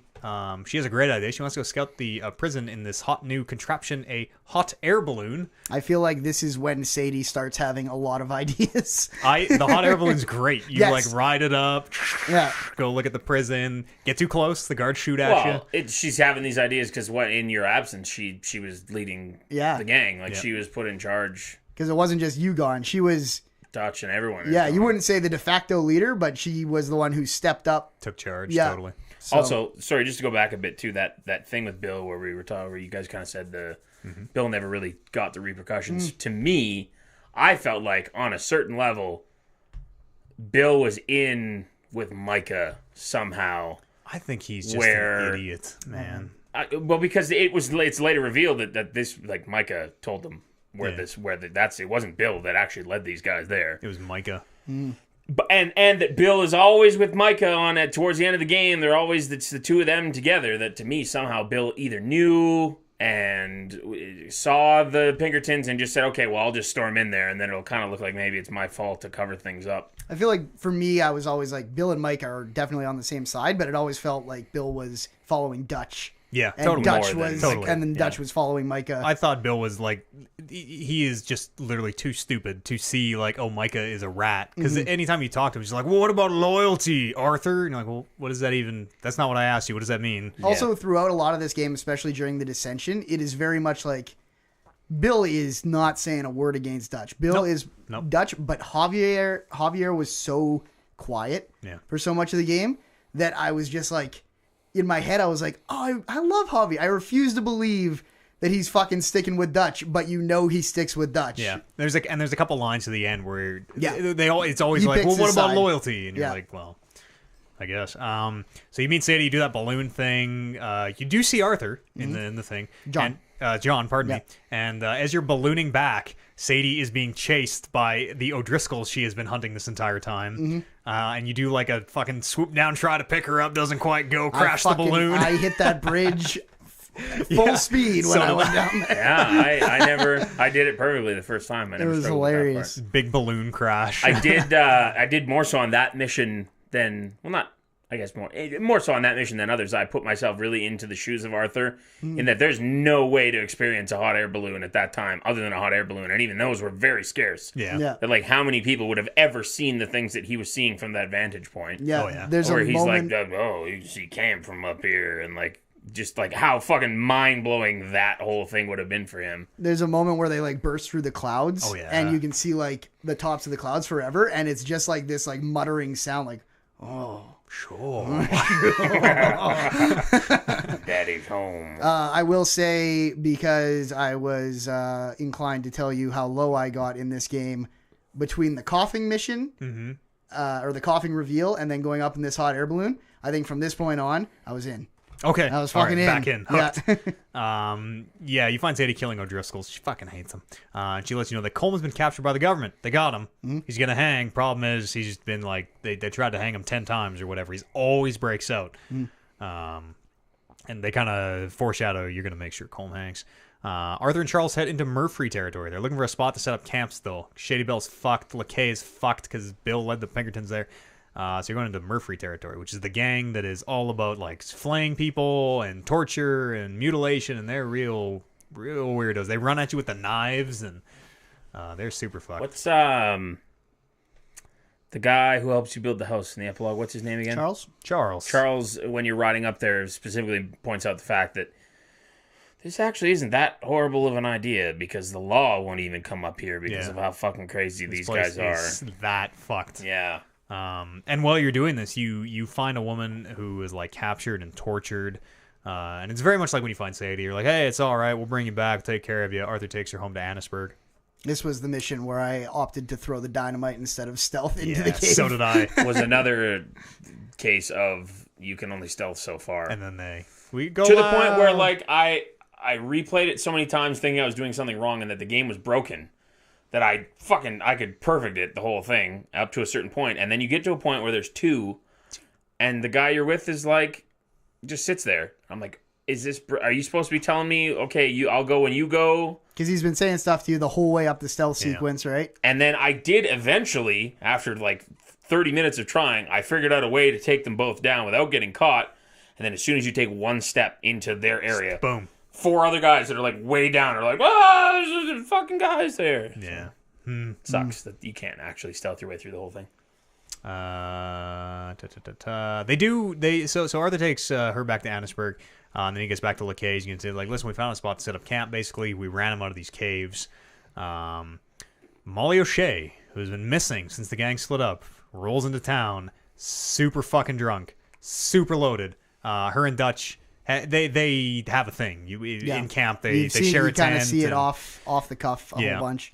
She's like drunk and just like pushing him, like, it's your fault. I hate you. I told the Pinkertons where you are. I was hoping they would kill you, whatever. And like, it's like everyone is immediately silent as soon as she says that. He's like, you told them what? And like, a traitor is a big deal. Yeah, that's a no-no. Yeah, so Dutch wants to shoot her just then and there, like has his gun on her. Arthur's like, well, we can talk this out. Let's take it. Boom. Miss Grimshaw fucking blows her away with a shotgun, just out of nowhere. Miss to the Grimshaw gut. takes no shit. No shit. She knew the rules. She knew the rules. She knew the rules. Yeah. It was very, like, obviously, Sadie was the leader while you were gone, but the whole Miss Grimshaw being very much in charge of the women at camp thing, it was like a personal strike against her pride that someone dare talked, she. Oh, for and she was fuck's just like, sakes. boom! Blew her away.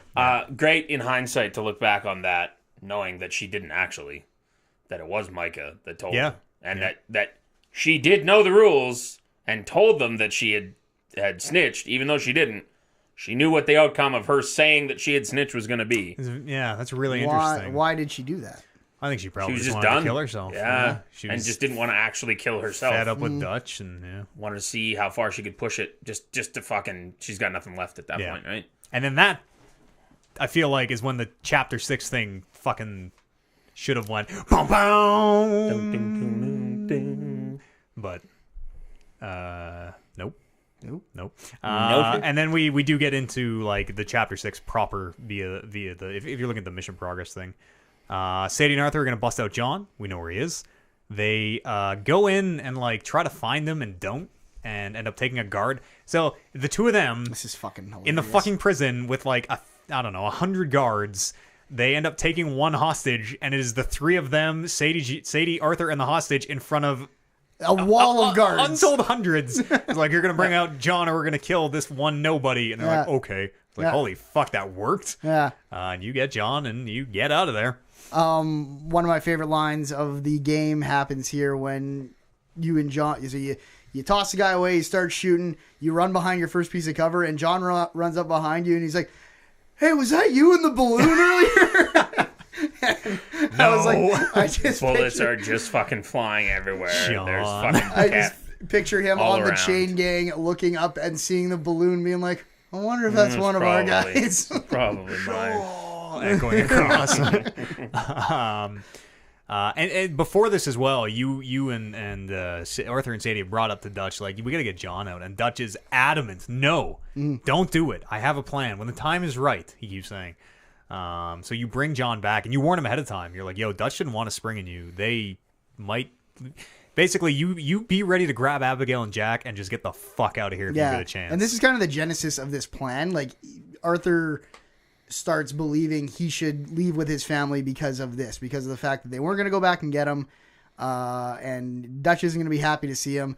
And this is kind of when it starts, and it's like a way to kind of get him on John's side before Dutch gets so bad that he's like, no, you need to leave because this whole fucking thing's going to burn. Like, Which was a great moment for me, thinking, like I said earlier, that they were at odds, that was why he wasn't referenced in the first one, to then only find out that, oh, no, Arthur's the reason that he separated and was able to survive this game into the next one is because of Arthur. It gives him his ring, too. Yeah. Man. It was very much like his allegiance with John here is like where you're like, okay, I'm going to die a good guy. Yeah, Like, that is very much. He's like, I want to do one pure thing with my life if I can save the family of John. That is what I'm going to dedicate my remaining time to. Because you just assumed because you were part of the when all the advertising came out, you're part of the Dutch gang. Mm-hmm. John Marsden is the guy who eventually goes on to kill the Dutch gang. You and Dutch it must come down to you and Dutch. I thought John was going to kill me at the end of the game. I thought that's how this game was going to end before I started playing this game. I was the first of the Vanderlyn gang to go down by John. That's a good theory. Yeah. I would have bought into that. But I like this better, where it's like, no, you're gonna turn babyface. The hardest babyface turn. Yeah, the hardest. So yeah, the Dutch is pissed. Dutch is pissed when John gets back, and it becomes clear that things are starting to break down pretty fast. Dutch, Micah, and Arthur. Well, Dutch and Micah are going to make a social call, they say, to Mr. Cornwell. They're fucking best friends now. Yeah, we're going to go talk to him, talk some things out. Arthur, you're coming with us. They basically jump him as he's getting off his boat. Dutch confronts him and says, I want 10 grand and a boat out of town. Cornwell says, like, no. Dutch shoots him And the man dies and falls backwards into the water, and that's the end of him. Yep, that's like, what the? This was where they were really hammering home Dutch's complete insaneness, and I reiterated this many times to Brando because he had already done this before me, and he came out and, like, pretty much right after I had done this mission, he's like, what'd you think? And I'm like, he's so, like, he just keeps, like, randomly saying, noise, we gotta make noise, Arthur, noise, noise, we need to noise this, and then, and he's just shooting people, like, the man has lost his goddamn mind. You just picture Arthur, like, he shoots him. Arthur's like, what the fuck? He's like, noise, Arthur. We're going to make some. And Arthur's like, what does that even mean? You just killed a man for no reason. Noise. What the fuck is noise? I was just amazed. I thought there was going to be a big showdown with him, and he was like the main villain. Yeah, no, it was just boom. Gone. Ta-ta. Noise. Which, it makes the world feel, like, super real to me. Yeah. That not everything ends in a perfect way. Yeah. And so Arthur immediately accuses Dutch and Micah as like, this was a revenge mission. You lied to me, you lied to the gang. You were in this for revenge. Like, no. Micah found papers, I guess. It was all for these mysterious, magical papers that Micah found that say Cornwall has oil bonds and the TNT. Our last two big scores we're going to do. Which, I don't know if he really had those or not. It's hard to say. I don't remember finding any. He just fucking pulls the papers out of his ass. At some point here, so the situation with the native tribes and the army is really heating up. Eagle Flies, who is the father, the tribe leader.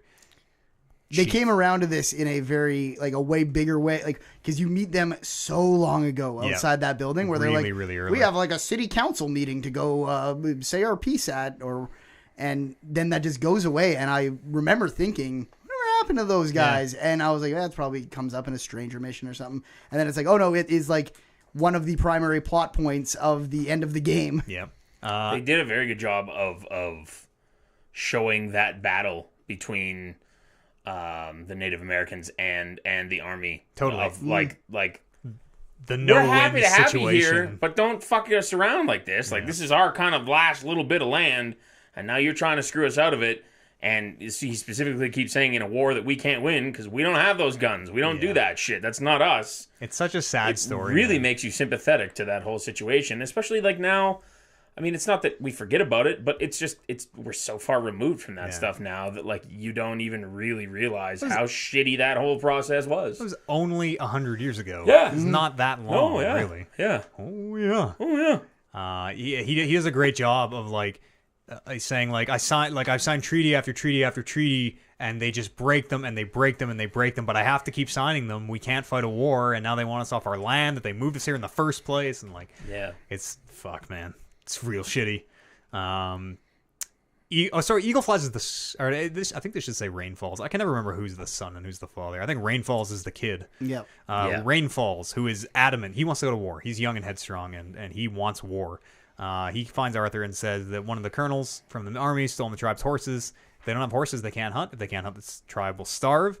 Dutch immediately sees an opportunity and begins fanning these flames of like, let's go. We'll kill him. We'll kill him dead. Noise. We're gonna make him look over here, and we're gonna go over here. Yeah. The horses are on a boat. The gang sneaks on and fucking blows the boat up because, of course, you do. Yep. Rescue all the horses, and that really like sparks off the conflict. Suddenly, Rainfalls is like, well, we gotta get revenge for this. This can't stand. We have to go to war.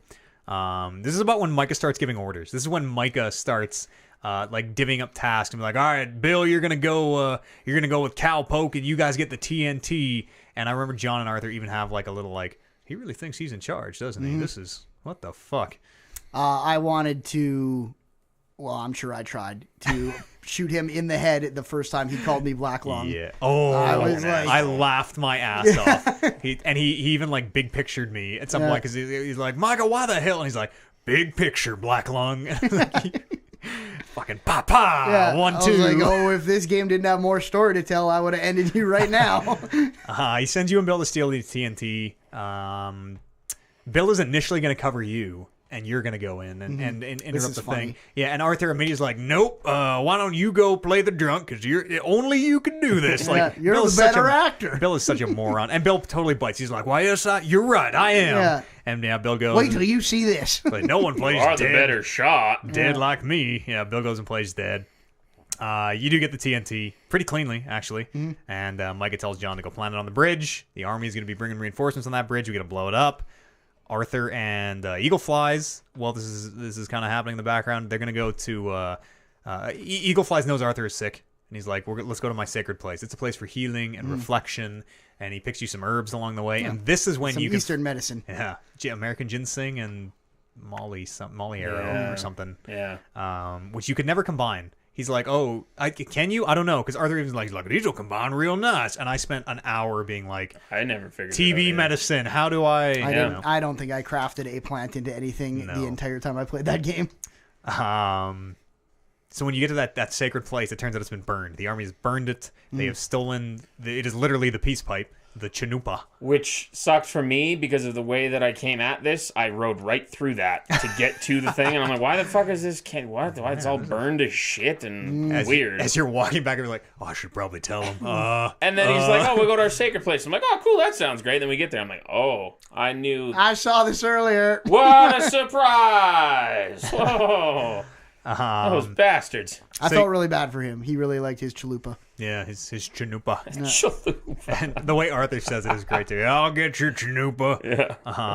He just doesn't done all these other favors. Well, Eagle Flies wants them because he thinks if he can get these holy relics back, he can be like, no, don't go to war. They didn't take anything we can't replace. Yep. We don't need to go to war. That's the hard decision. Is peace.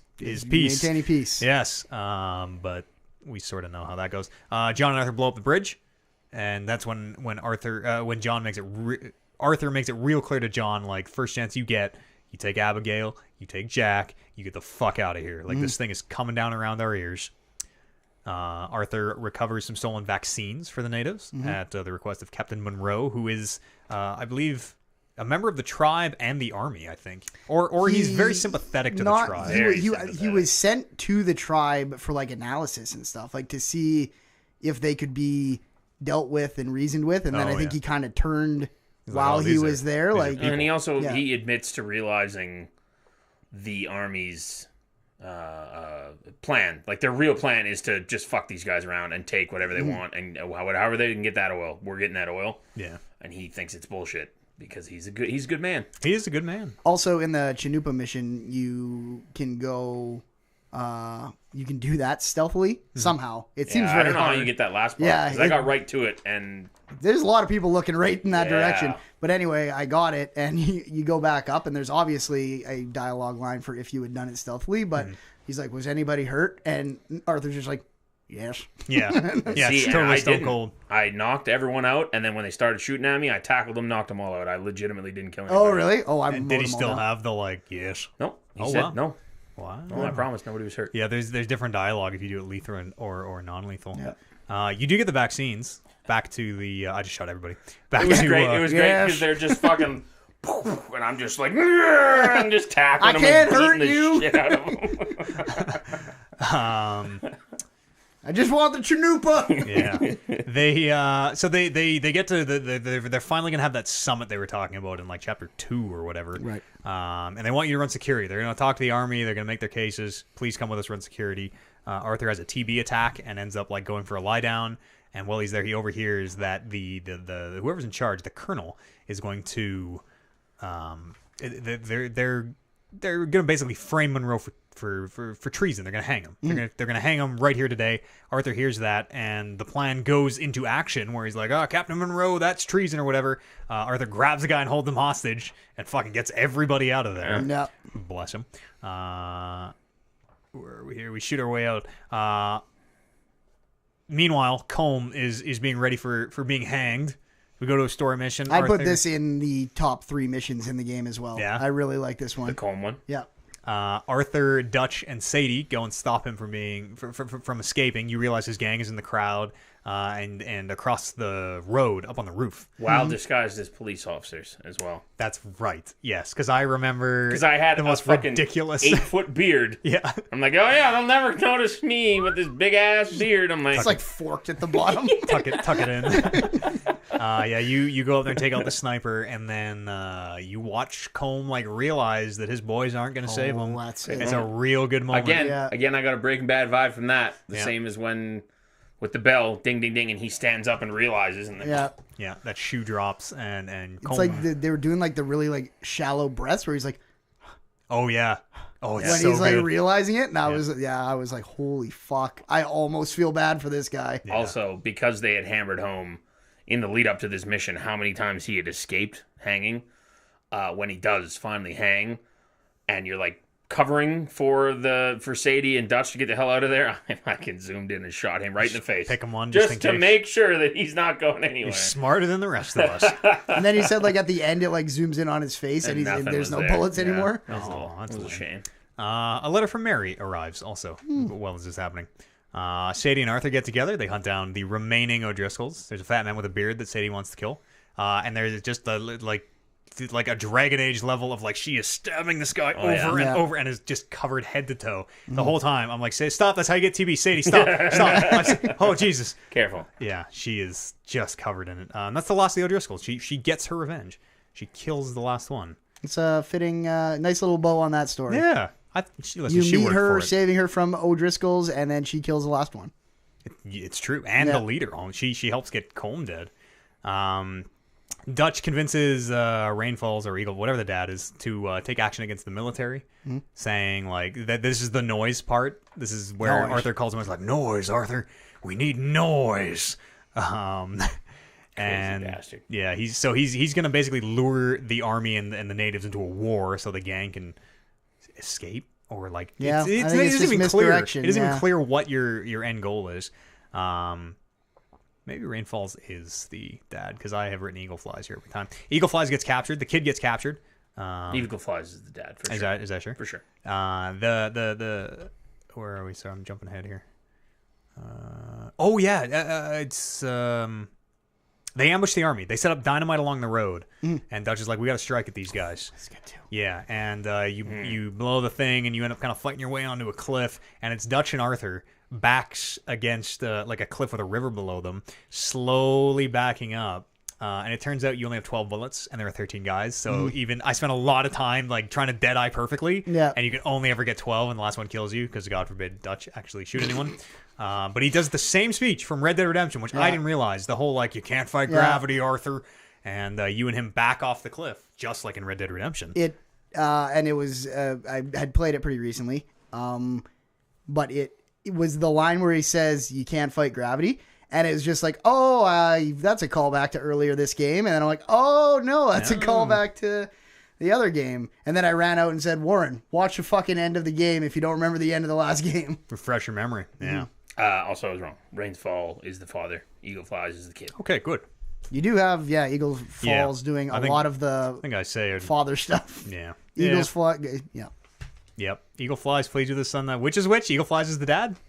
Rain's Fall Is the dad. Okay. But there are notes here where it's I like have it either way both times. Eagle Flies makes the hard That's decision all not to go to war. Whoops. It's not their real names anyway, so that doesn't matter. That's right. That's their because the colonel's like, well, I can't even pronounce that on my white tongue. Or you're like, okay. And he says, well, Sir. my English name is Eagle Flies. And, I'm sure it is. Motherfucker. Son of a bitch. He got his. Yeah, he did. Where are we here? Can't fight gravity. Back off the cliff. Charles and the son are missing. The whatever his name is. Flies. Yeah, he's in Fort Mercer. They take him to Fort Mercer, which is where old Bill Williamson holds up in Red Dead 1. bitch. Yeah. So you fight your way in there and rescue that man. It was cool being back there, too. Totally, with Charles. Yeah, Looked you got to exactly the sneak your same. way in because there are guards absolutely everywhere. Yep. Yeah. And then there's a very like impassioned speech of the father pleading, like, not my last son. All my other sons have died to war. Please don't do this. We can't win this. Son doesn't care. He knows better. They ride out anyways. And of course, Dutch is like, we got to do this, son. We got to do it. If we don't, if we don't hit him now. That's all it says on his tombstone is noise. So this is what leads into the giant fight in Annisburg, where you're going through the oil building again, and everything is exploding. This is neat. And it's a great little fight through there. Dutch and Micah are kind of leading you through it. And there's a part where someone like kind of gets the better of Arthur and basically is like pressing down on him with a knife, bringing the knife down You're into tapping, his chest. You're trying to fight it. You're mashing, trying to hold it out, and out of the corner of your eye, you can see Dutch very clearly, very calculated, looking at it. and turns away. Yeah, through the smoke. just turns away. And previous to this in the game, also there's a part where John brings up like. Maybe it's when he gets captured or something. But he's like, Dutch train. He's like, Dutch could have saved me. I'm pretty sure Dutch could have saved me, but he didn't. It's when he fell off the train. That's coming still. That's still to come. Yeah. Okay. That's right. Yes. That's There right wa- after this. You're 'cause- right though. There's something else earlier where Was there another one? where he was like, Dutch had a chance to. Yeah. I'm pretty sure Dutch had a chance to save me or whatever, Yeah. but didn't. Was it when he got taken to prison? It might. I don't remember No, now. me It neither. might have been. But you're right. He was saying that for longer than just now. The other thing I really liked about this mission was right at the beginning when you go to take when you go into the oil plant, the Dutch and Micah are kind of calling the shots and they all run away and then they run down the hill and then Arthur's like, you heard him, get going. And Charles is like, we ride with you. And then you run down and it's like all the whole tribe is with you on your side. Yeah, because you're trying to help the tribes people, which Yeah. is as you're going through that, you're saving the different like tribesmen who are getting fucked up because they don't have guns. Yeah. They literally brought hatchets and are just getting shot to pieces. So Dutch doesn't save you, but luckily, the kid that you were sent to save from Fort Mercer does. This is not what I expected his payoff to be. Not like, at all. Yeah. Nope. But when it happened, it was like, Oh, shit. thank God. Thank You you. earned Good some man. brownie points and you didn't have many. Just saved a dying man. We get through all this, and Arthur does kind of confront Dutch about it, and Dutch is like, "You must be mistaken. I was just getting out of there. I had to." Kind of like sloughs it off, and Arthur's like, "I ain't sure." And then you're gonna rob a train because that's that's what you do in the West. Yep. And That's where all the money is. Yeah, Dutch is like ultra sarcastic at this point, and I can't remember what he keeps saying, but it was something like.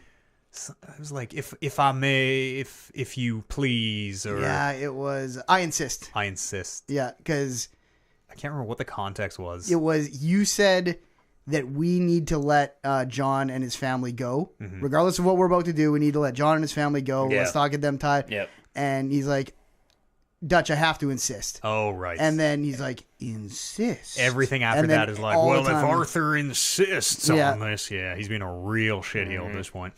You rob the train. This is where John falls off. You see John go over the side of the train, and you kind of lose him. takes a Gets bullet, I shot, think. Yeah. Does he? Oh, yeah. And spins off.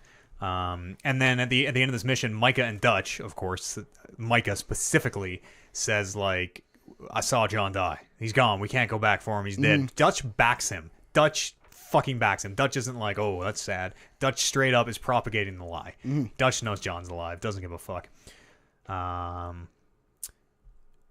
Arthur knows... Is this when Arthur knows he's the rat? Okay, I have my things out of order. Oh, no, I don't. No. Yeah, you return to You gotta camp. do a Sadie mission to find out. Yeah, that's right. Yeah. You Arthur returns to camp. Everybody is missing. The Pinkertons have come again and taken everybody every which way. Tilly got Jack, but Abigail's taken. Right. Abigail's missing. So Sadie and Arthur go to rescue Abigail. This is where Milton tells them that Micah is the rat. Right. This is where Abigail fucking out of nowhere shoots Milton in the back of the head, which I super did not see coming. Nope. No. Because I'm an idiot and thought he survived to the next game. I thought he was one of the first game. You thought he might have been the other agent Yeah, of the two I agents? totally I did. 100% did too. Yeah, for and then most he of gets that shot, which is really great. And Abigail knows where Dutch is hidden the. Not only does she know where Dutch is hidden the money, the Blackwater score, she has the key to it, and she fucking gives it to Arthur. Like, here you go. Yep. And it's a very like, well, Abigail Roberts, I never type of thing. This is also right after you told her that John's dead, I think. Yes, because Yeah. you think John is dead right now. Right. And you're very much trying to console her, like, well, we got Jack, and, like, we'll get you out of here. Arthur learns that Micah's the rat, storms back into camp to confront Dutch and Micah, and John stumbles out of the woods, like, at exactly that moment, alive, Is this the montage? of... Voices of him trying to do right? Was it when It's he was on the going way to back. camp? Yeah, Yeah. as he's Yeah. just riding back. Yeah. It is very much, this is the end, and it's all, like, the people, like, well, do something good with your life. Yeah, so I like this part. This, I don't know if this like hit other people the way it hit me, but because I had been wearing that same hat the entire Stalker hat? the stalker hat for Yeah. the entire from Saint Denis on. It was the only. I didn't even remember what my hat looked like. He at that point before the montage hit he's like, I got some things I got to do. And he takes his stalker hat off and puts on the original Arthur Morgan hat, and I was like, oh, goosebumps. Chills. And the yeah, music's music just hitting kicks right in then. And, oh, man. And I was almost moved to tears. Yeah. As Well, a man who does not cry. That's when the feelings definitely start. Yeah. Yeah, you really know shit's getting real. Yeah. At that point. So basically, John shows up, and everyone is like, well, Dutch and Micah are liars. Things are just breaking down. It's guns on everyone. Micah fucking shoots Miss Grimshaw out of nowhere. Yep. Just blasts her. And, It's because Micah knows that Miss Grimshaw will just shoot yeah. you. Him and Dutch kind of make their way up the mountain, and we sort of get right to the end of the game. So you, Arthur, are chasing Dutch and Mike up the mountain. Pinkertons are shooting everywhere. There is a great, I didn't type out all this, but there is a fucking great fist fight that you can't win because you have TB. Micah kicks the shit out of you and just leaves you for dead, basically. Are we already at the very Yeah, end? no, you Aren't skip the part with John. You're riding with John, and you get you lose your horses. The moment with the horse. Oh yeah. so the You're right. I should probably because pull this last one here because the Pinkertons attack because you guys are in the standoff, right? Yep. And Yep. that's Outside where the at the camp, and that's where the divide between the Dutch guys and you and John really happens because that's where he's like, Dutch is like, are you with me or are you a traitor? And Javier goes behind Dutch, and Bill Williamson goes behind Dutch. Right. Everyone really, and Micah is obviously behind Dutch, and then it's just you and Marsden standing side by side, and then the Pinkertons show up. The other four fucking take off, and Micah's just like, "Oh, have fun with the Pinkertons!" And they chase you out of camp. And then I remember you're fighting up the mountain. I remember when the horses eat it. Yeah, you're riding the horses John, to right? get away from the Pinkertons. Yeah, and the horses get shot up. There's a real good. So I'd had my horse almost the entire game at that point. Died really early on, too. but had been with Roach the whole time. And there's a great, if your horse bond is maximum, there's a great cutscene of the horse goes down and Arthur just starts crying. Oh, I didn't know that was for maximum. That's level 4 horse bond. I was max for sure, and Me I think too. mine. I don't think he cried. I think he just said He totally had he got down on a knee It's a and very, it's a moment. put for his sure. head to the horse's I head swear he said and thanks. He says thank he's you. like, Yeah, well, thank you very much. 100. Okay, closest Arthur gets to I got crying. Maybe. I got a single tear at that point. I was gonna say maybe it was me who was crying. Yeah. Yeah. No, I was watching. very emotional. I was watching that part with you. I was out there for that part, and I was like, Warren's gonna fucking love this part. Not love it, Yeah. but it's Yeah, gonna that hit was- him. It's gonna hit him good. That was when when I realized it was the end. So Yeah. I'm like, oh fuck. Well, if your horse dies, Yeah, they're taking away the horse. Man, this So immediately this after is that, the you end. get the decision. Yes. Where John says, you get the choice of do you go back for the money or do you go and try and help John get the fuck out of Oh, there? that's right. Yes. That's right. And that will dictate how Arthur Morgan ends.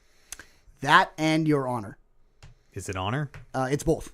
Because This decision is very much because there are two endings. the setting. For him, right? There is. There's kind of four. Oh, really? Yes, your honor dictates whether Micah kills you or not, or whether you die to TB. And what does the money or the? That is kind of the setting, whether you're at the bottom of the mountain where the fire's all happening, or the top of the mountain where you kind of fended off everyone. Because the guy according to IGN.com, if you take the money, Micah shoots you in the face and laughs. If you That's don't not what take the happened to money, you. if you guys took the money though, I no, took the money. He took the money. And there was a knife fight. yeah. No guns ever involved. Knife fight. He ends up stabbing me. Oh, that didn't happen to me. In the side. You try to fight him as much as you can. Dutch ends up showing up, and then Micah just runs off with the money.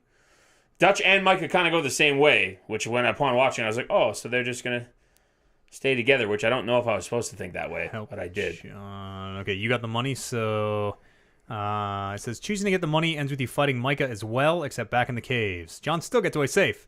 However, instead of being left to die by Dutch and Micah ends up shooting Arthur in the face. Nope. I wouldn't trust that. Interesting. Well, Interesting. maybe might be a way that can happen. Yeah, they might not have But known like about I the said, as morality. far as because I did a little bit of reading about this, and as far as I could tell, it was whether Micah killed you or whether TB killed you was your white hat, black hat decision. So if you choose to help John, Here's the order of events. Apparently, you're fighting guys on the ridge, and Arthur starts having his TB attack thing where he can't keep going, and so he gives John all his shit. He gives him his hat.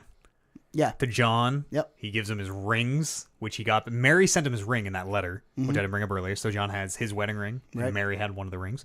So he gives John both of those, and basically says, like, get out of here with your family. Like, I'll stay and hold them off type of thing, because he's just doing his, like, I can't walk. After you kill Pinkertons, Micah joins in the fray and jumps on Arthur. You guys tumble over a ledge. Yep. You guys have a fist fight. A fist fight, no knife. Mm-hmm. You guys fight for a while. Mike, you kind of stave him off long enough for Micah to say, he says something like, "Hey, you got more fight in you than I thought you did, old man," or something. And then eventually you've been beaten to shit. Mike is beaten to shit. That's when Dutch shows up. There's a gun on the ground. You're crawling towards it. Yeah.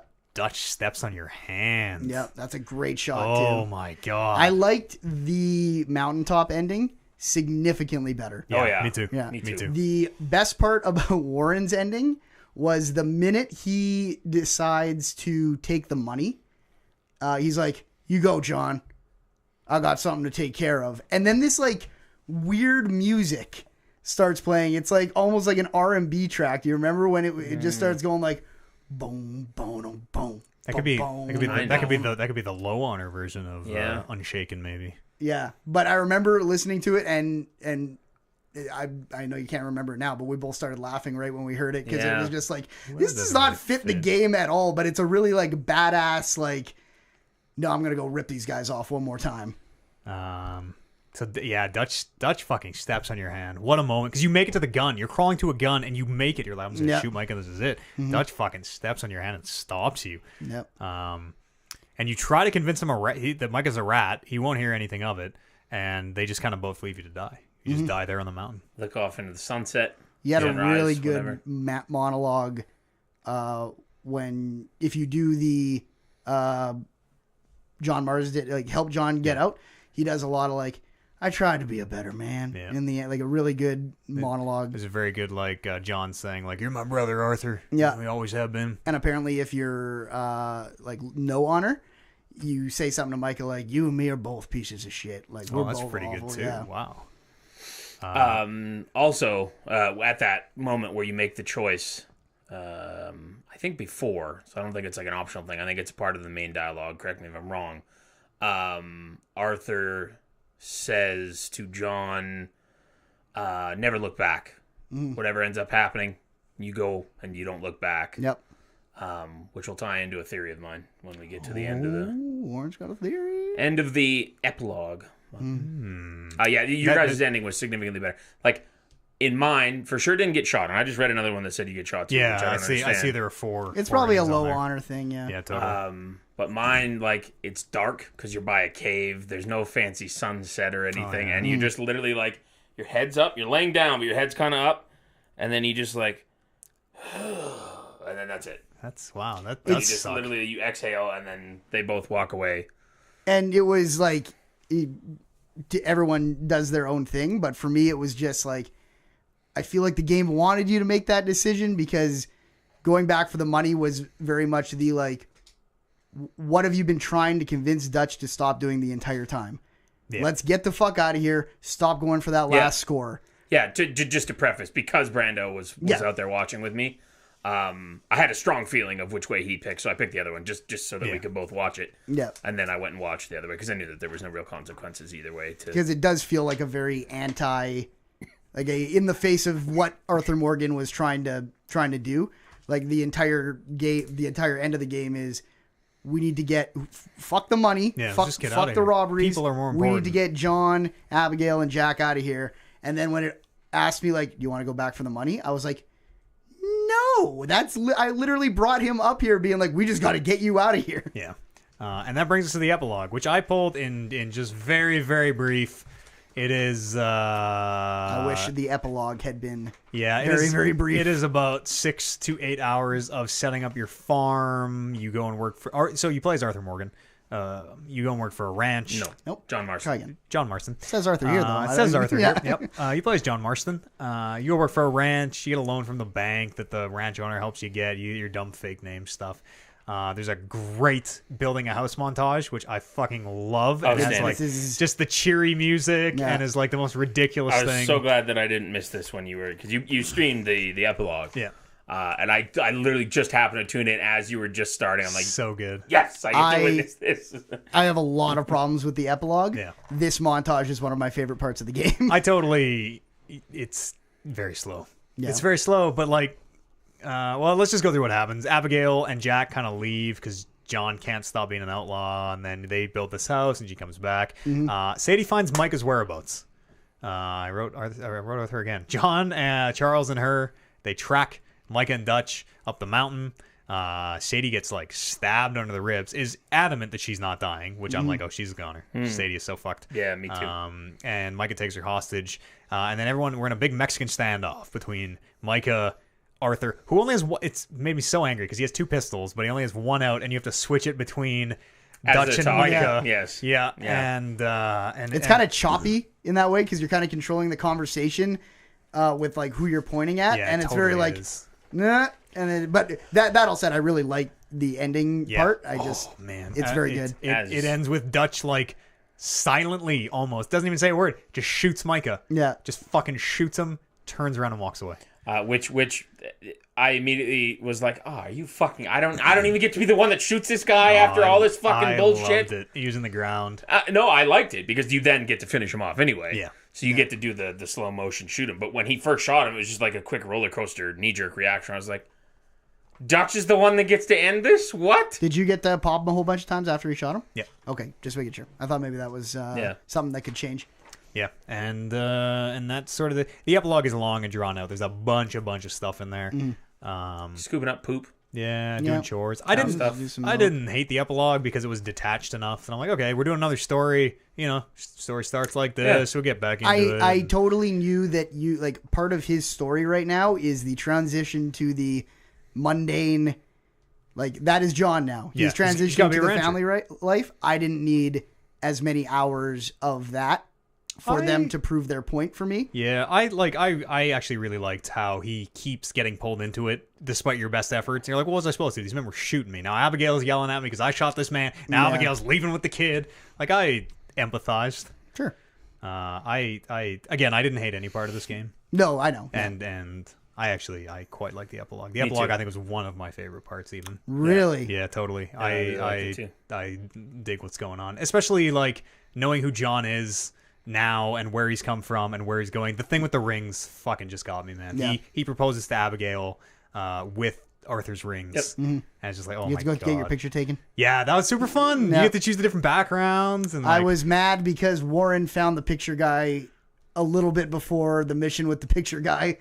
Because I remember you coming out being Yeah, I like, went to "Oh, the I one just in found Saint Denis." I found the portrait guy in Saint Denis," and I was like, "Oh fuck!" The first time I saw the picture guy was when John went there. Yeah. yeah. What'd you guys do? What was your pose and background? Remember, we were like in each other's arms type of thing. Because some of them were like, well, let's stand on opposite sides of the rooms with our arms crossed.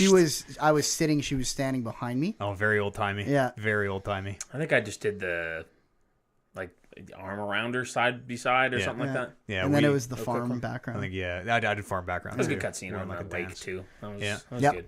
Uncle gets kidnapped in here at one point, and I This is didn't. fucking Chris. crazy. Yeah, I didn't realize. I was like, so it was a weird thing where Uncle gets kidnapped, and you show up and you find that he's been like tortured, kind of. He's been burned real Yeah. bad. And if I'd have shown up and Uncle would have been dead, I knew he wasn't obviously, Yeah. but if he would have been dead, I'd have been like, well, fuck him, he's useless, so whatever. Yeah, like, sure. couldn't save him. But the fact that you show up Lumbago. and they're torturing him, and you're like, no one tortures Uncle but me. Yeah. Yeah. Oh, when you pull him off and you see his back, you're just like, oh. Yeah, it's bad, man. I've It's real had bad. a mild sunburn, and it has been like awful to deal with. terminal lumbago.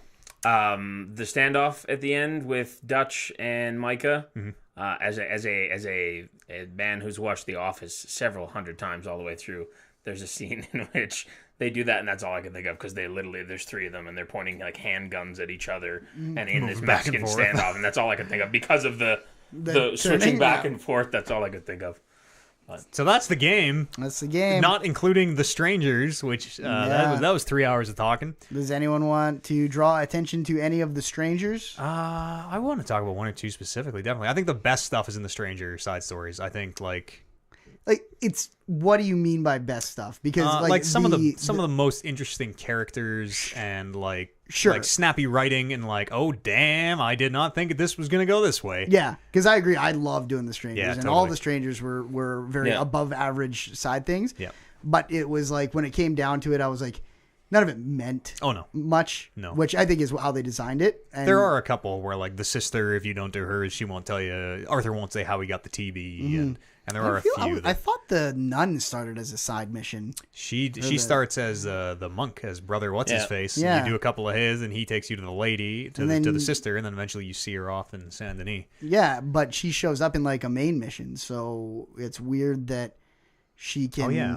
Like I wonder if she wouldn't have shown up in that cutscene at the train station if you hadn't done that side mission. Yeah, or maybe you just wouldn't have known her. Or you just talk to her for the first time because she's a woman of God. And she could have different dialogue too, because shit am I doing? like I had a lot of not a lot, I had a few stranger missions left between the main game and the epilogue, and you can go back as John, and he'll have a whole thing of like, well, I was reading in Arthur's journal about this, and he'll be like, oh, I remember that fellow. How's he doing? He's like, well, actually, he's dead. And kind of talking about, I wonder how that works, but the journal's a very good way for them to bridge that gap. The professor guy with the robot that we talked about, Marco Dragic or whatever his name is. He's fucking great. Yeah. French painter guy, Charles. Great. Yeah. Inventor of the electric chair was good. Yeah. Great. Yeah. Charles Chetney or whatever his name was I think my favorite one. Yeah, he was that moment fantastic. where you go to that gallery and it's just you realize you're like, all right. Even Arthur's laughing. Yeah. Even going through that gallery, I was like, okay, it's art, whatever. And then because it's all like naked ladies, like paint me like one of your French girls. And then there's the one of the guy. There's the naked man, just like lying on the blanket or like picnic blanket or whatever, just ass up, and somebody calls him out of like, you let him paint you like that. That was just the funniest shit. It's so good. Yeah. I like the Sant Marco because he was just like, he was the one man in that game that would just nonstop be Micah, but nonstop be insulting Arthur, like his intelligence and everything, and Arthur was just like, well, I guess I'm a little bit new to this. It sure sounds pretty smart. Yeah, when Charles kisses you, I can't, because he's like, he dresses up like a woman to get out of the city. Get away, and he's like on your arm, and there's one part where guards are always like, oh, quick, come here, and he kisses you, and there's the most deadpan, like, please don't do that again. The end of the Romeo and Juliet guys is kind of an optional thing that you can do where Bowen, Penelope. Yeah, where you kind of fight them on board a train so they can get away. That's really good. That's the like, I knew she had those jewels moment.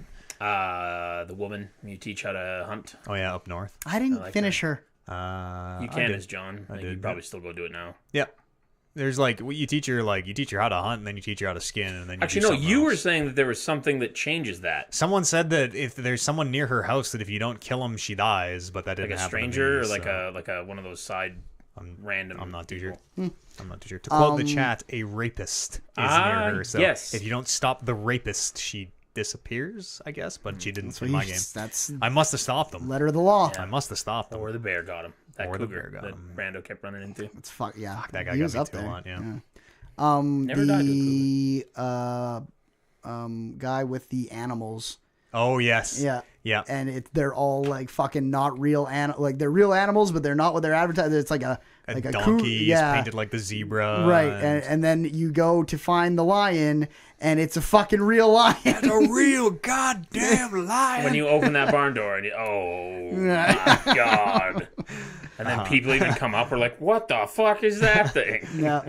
The magic shows, not a side mission, but are all great, and the outcome is based on it. How much if you boo more, the outcome, like the snake lady gets bitten by the snake. If you cheer, the act goes catch fine. the bullet thing. Yeah, you can participate. That's which so I never good. Got to do. I got to do a bullet catch because I was booing the man. Yeah. Right, he's doing the standard bullet catch. I'm like, this. I've seen the Prestige. This is fake. Yeah. Boo him, and he's like, oh, you think this is fake, sir? I'm like, what? Yes, I do. when he tells me to come up and shoot him, he's like, all right, shoot me here, and like holds his hands at his chest. And I put him Deadeye and I fucking pop him in the head, and he goes flying backwards, like feet up in the air. You get the red X. I'm like, oh fuck! Yeah. All right, bandana up. Let's get out of here. And then he fucking like kips up, and he's like, ta-da! And That's great. That was when I was sold on. That's when I had to watch every magic show. Yeah, because you never knew. Yep. The little person one was great too. Chasing him around with that smoke, which I was telling him apparently was the first mission that they drew up for the first game. Was that exact mission that And you then did? it just never. Never made it into that first game, so they threw it in this one. The two brothers that are trying to impress the lady. Yes. That you keep getting, The or they're like, barrel. shoot bottles off Yeah. my head. Yeah. Kick me square in the jewels, sir. That was my favorite. Yeah. My favorite one was kicking him in the nuts. They had such snappy writing between the two of them Yeah. that it Oh, was, it was so I was good. just laughing the whole time they were talking to each other. I know we have to wrap pretty quick here, but I did not run into the clan, so tell me about the clan stuff. Did you run into the Yeah, KKK? I did 2 missions of the clan. Yeah, apparently they're Well, in there. 2 incidences. Apparently they're in there 3 times. When I found them, it was night and they're burning a cross. So you're like, oh fuck, what's going on There's here? a lot of them. Yeah. You roll up on them, and I didn't interfere with them. I just let them do their thing, and they're like initiating new members or something. And I can't remember which is which, but one of them is like. One of them, the cross falls on a bunch of them, and they all light on fire, and are like, bah! Running Yeah. around like idiots, and they kind of scatter.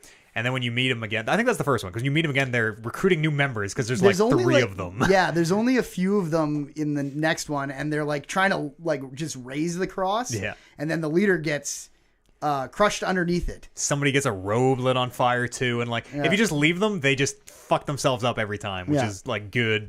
It's kind of self-referential stuff. Good. Yeah. And then I guess the third time you meet them, there's like 1 of them, because they've all burned to death and Get killed crushed themselves. by crosses. Yeah. In the first one, I was watching them, and then as soon as the fire started, I was laughing, and I just pulled out my gun and started mowing a ton of them down. Yeah, I just let them do their thing. Yeah, That was pretty good. the fire would probably got them. Yeah. I know that there is a guy in a camp, southeast-ish area, kind of by Saint Denis, but even like pretty much as far southeast as you can go. That is like just like a total random, not a question mark, but just like a random dude. person. Hey, come sit at our camp, whatever. And if you sit there, he literally within 3 minutes tells the tale of Red Dead Revolver. Oh, shit, really? Like start to finish, about the character's name is used wow. by name, and he was this gunslinger that did this and this and this and this, and goes I'd through the whole. like to maybe go listen to that. Yeah, which is a cool little thing That's to a- include in there. That's the thing with me is I keep thinking of all these things that I missed, and I'm like, oh, I kind of want to. It'd be cool to go back there, but then I just can't. Like, I think about booting that game up and getting back on my horse and riding Take anywhere, 20 minutes and to I'm ride like, there. I just need some time. Yeah. If I'm gonna get into I'll online, maybe look it up online. yeah, if I'm gonna get into Red Dead Online, I need to not play that game for a long time right now. Yeah, it is a very impressive game. The scope of it is insane, and like The I minor details that they throw into it. oh too. yeah, I I was put telling you about the Undead Nightmare mask too. oh shit, that's In right. the shop in Saint Denis. Did you ever play Undead Nightmare? I think I owned it. I played a little bit, but I didn't get very far. So there's a mask. I was telling Eads, I played it once when it first came out. Majora's Mask, Don't- basically. But it's something involved with like it's a mind curse. This is why these people are coming back, and there's something involved with the mask. You have to return it to this temple, Yep. whatever. And it looks like the mask from the movie The Mask. It's just green sort of thing. Yeah. There is a mask that looks identical to it in the shop in Saint Denis, the one in which you have to move that bookshelf to the side to find the hidden stairs. Yep. And then after Arthur dies, if you go back there, that mask is now missing from the shelf, and it's in a camp in the middle of nowhere with like a bunch of like random bones, some animal, some human scattered around it, and it's just sitting there. Jeez. I'd play another Undead Nightmare. The whole village that got poisoned by the The plague town there. yeah, Yep. they got poisoned. We got poisoned by something in the mines. Are I we thought it talking was- about I thought the it was same Black one? Plague. It was like We're Walking talking about two Dead. different. Like Yeah, we're dead talking about two inside. different places. Oh, shit. I never figured out what happened in that X. It was Black Plague. It was a Black Plague. Yeah, someone calls it a plague village. Yeah. The one I'm talking about was the one where you find the crazy guy on the road who says, "Oh, it's inside me," and then you take him back to his Yeah. village, and There's the prophet that there's pretends to be... a prophet. I don't think I did this one. It's like a 5 mission chain. Oh, fuck. It's in that area where when you're traveling to go scope it out before you take out with the dynamite in the cave, that town. Yeah. It's all in there. And it's like it's marked on the map, like question mark stranger. Yep. Yeah. The water I must have poisoned. I don't think you find him at the town though. You find him on the road because he's like super sick.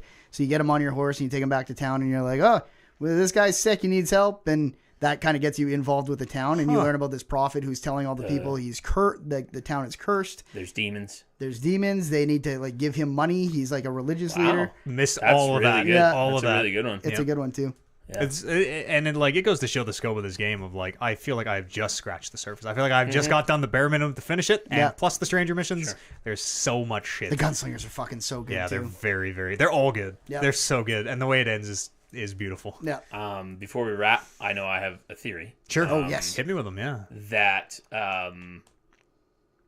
it's not fully thrashed out of my mind because I haven't played the first one / second one in a while, but the line of "Don't look back" that he says to John, Arthur says to John, in my opinion, like now that we've seen both of these two things, the Red Dead Redemption story is a tragedy. Yeah. The whole thing is a tragedy. Yeah, totally. No happy endings, really. And to me, that line was put in there because John would go on to quote unquote look back and go after Micah instead of doing what his wife told him to do. Instead of what Arthur is saying, don't worry about Micah. Just fucking go and get the fuck out. Yeah. Because he goes back and gets Micah, that's when the new Pinkerton guy finds him, tracks him down, sparks it all off, and then eventually leads to his own death. Yeah. Yep. Yeah.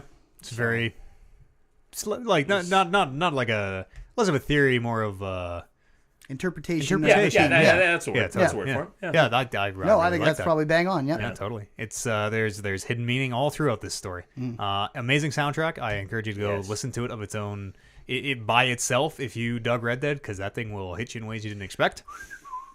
Yeah, building the house. We never you took heard a as our break break this music. show, apparently. Just throw it in. We'll cut it in the Throw middle in somewhere. post. Yeah, I'm worried we're keeping Kev up, so we gotta get the fuck out of here. Any closing thoughts, gentlemen, on Red Dead 2? Game of The most second half of the year. the most game.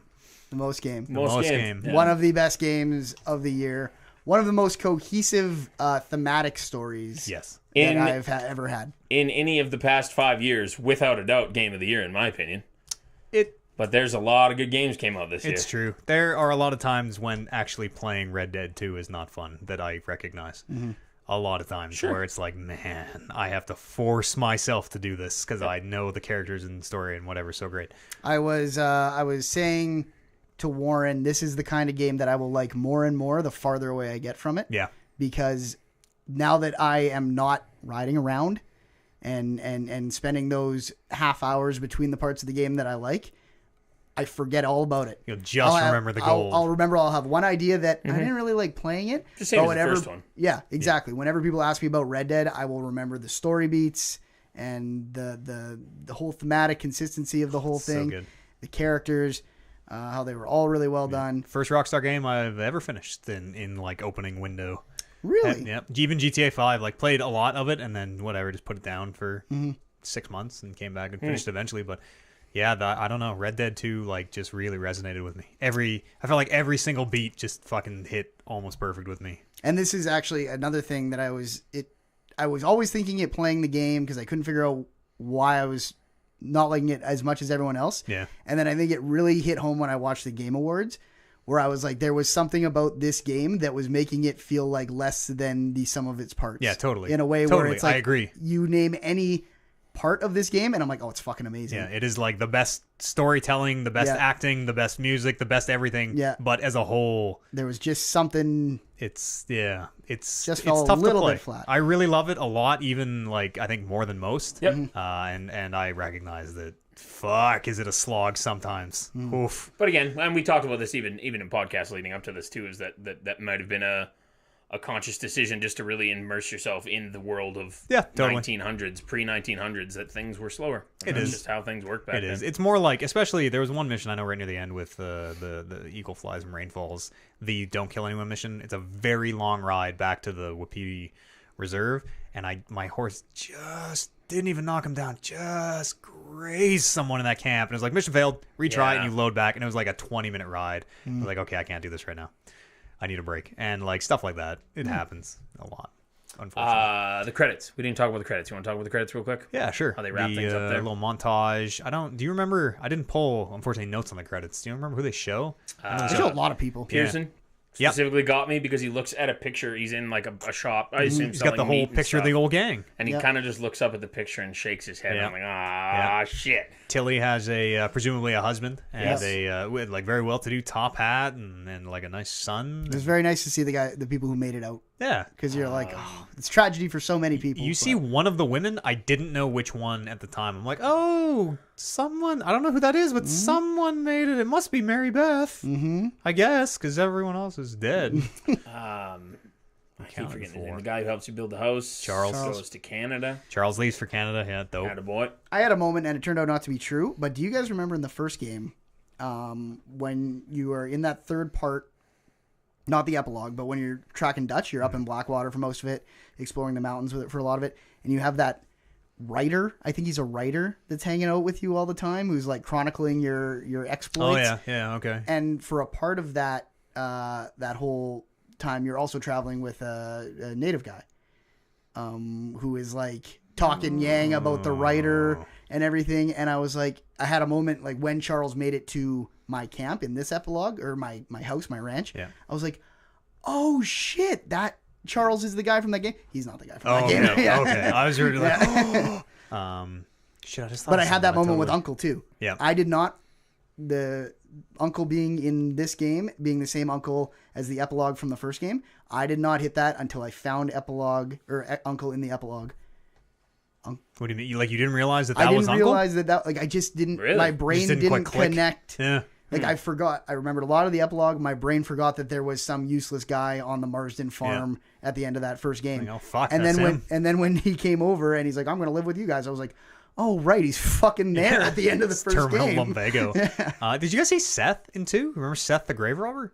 I swear to God. Oh, in 2, no. I swear to God, I saw a picture of him rendered in 2 and being like, oh, now someone spoiled it. Seth is in this for me. I swear to God, I saw someone who looked exactly like him. In the Undead Nightmare, Yeah. you find out where he lives. You don't know in the actual game, but in the Undead Nightmare, you find out where his house is.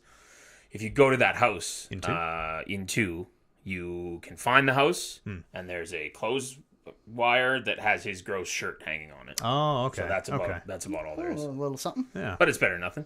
Also, Bonnie McFarlane is in the multiplayer, but not in this game. Yeah. No, I know. Which is cool. I think they're probably going to change her in the multiplayer. She is literally like, they stole a wagon from me, and she's had 10,000 wagons stolen. Yes. Infinite fucking Just wagons. one of the Yes. side. But yeah, she is in there, which is neat. Yeah. Same actress and everything. It's very cool. Any closing thoughts, gentlemen, on one of the biggest games, literally, of the year? It is a fantastic game. Probably the most time I've ever put into a single player game in my life. It's probably not for me, but Yeah, no. I could definitely make it that if I wanted. There's Yeah, so much to do. If I wanted 100% that, it would take me a long time. I just can't think of anything else of that scope that I didn't put. No, Mass Effect not in long all the compared years to this combined, Yeah. all the Mass Yeah, Effects. okay, in one playthrough. One playthrough. Sorry. Yeah, that is how I should have prefaced that. Yeah, Even that? Yeah, I feel like I spent more time on Grand Theft Auto. So that might be right. It's hard to keep track. Yeah. Grand Theft Auto, I did even less side stuff than So did I. in this. Yeah.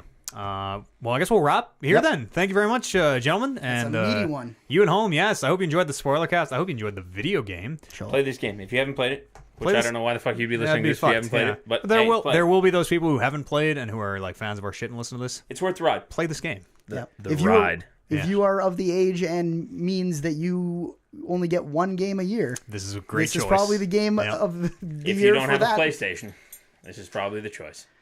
Even if even you if have you a do have a PlayStation, PlayStation. if you can only get one game, Wouldn't you want it to be the game of the year? maybe you'd want it to be the game that can last you Oh, a I see year. what you're saying. Yeah, you get the most out of. Yeah.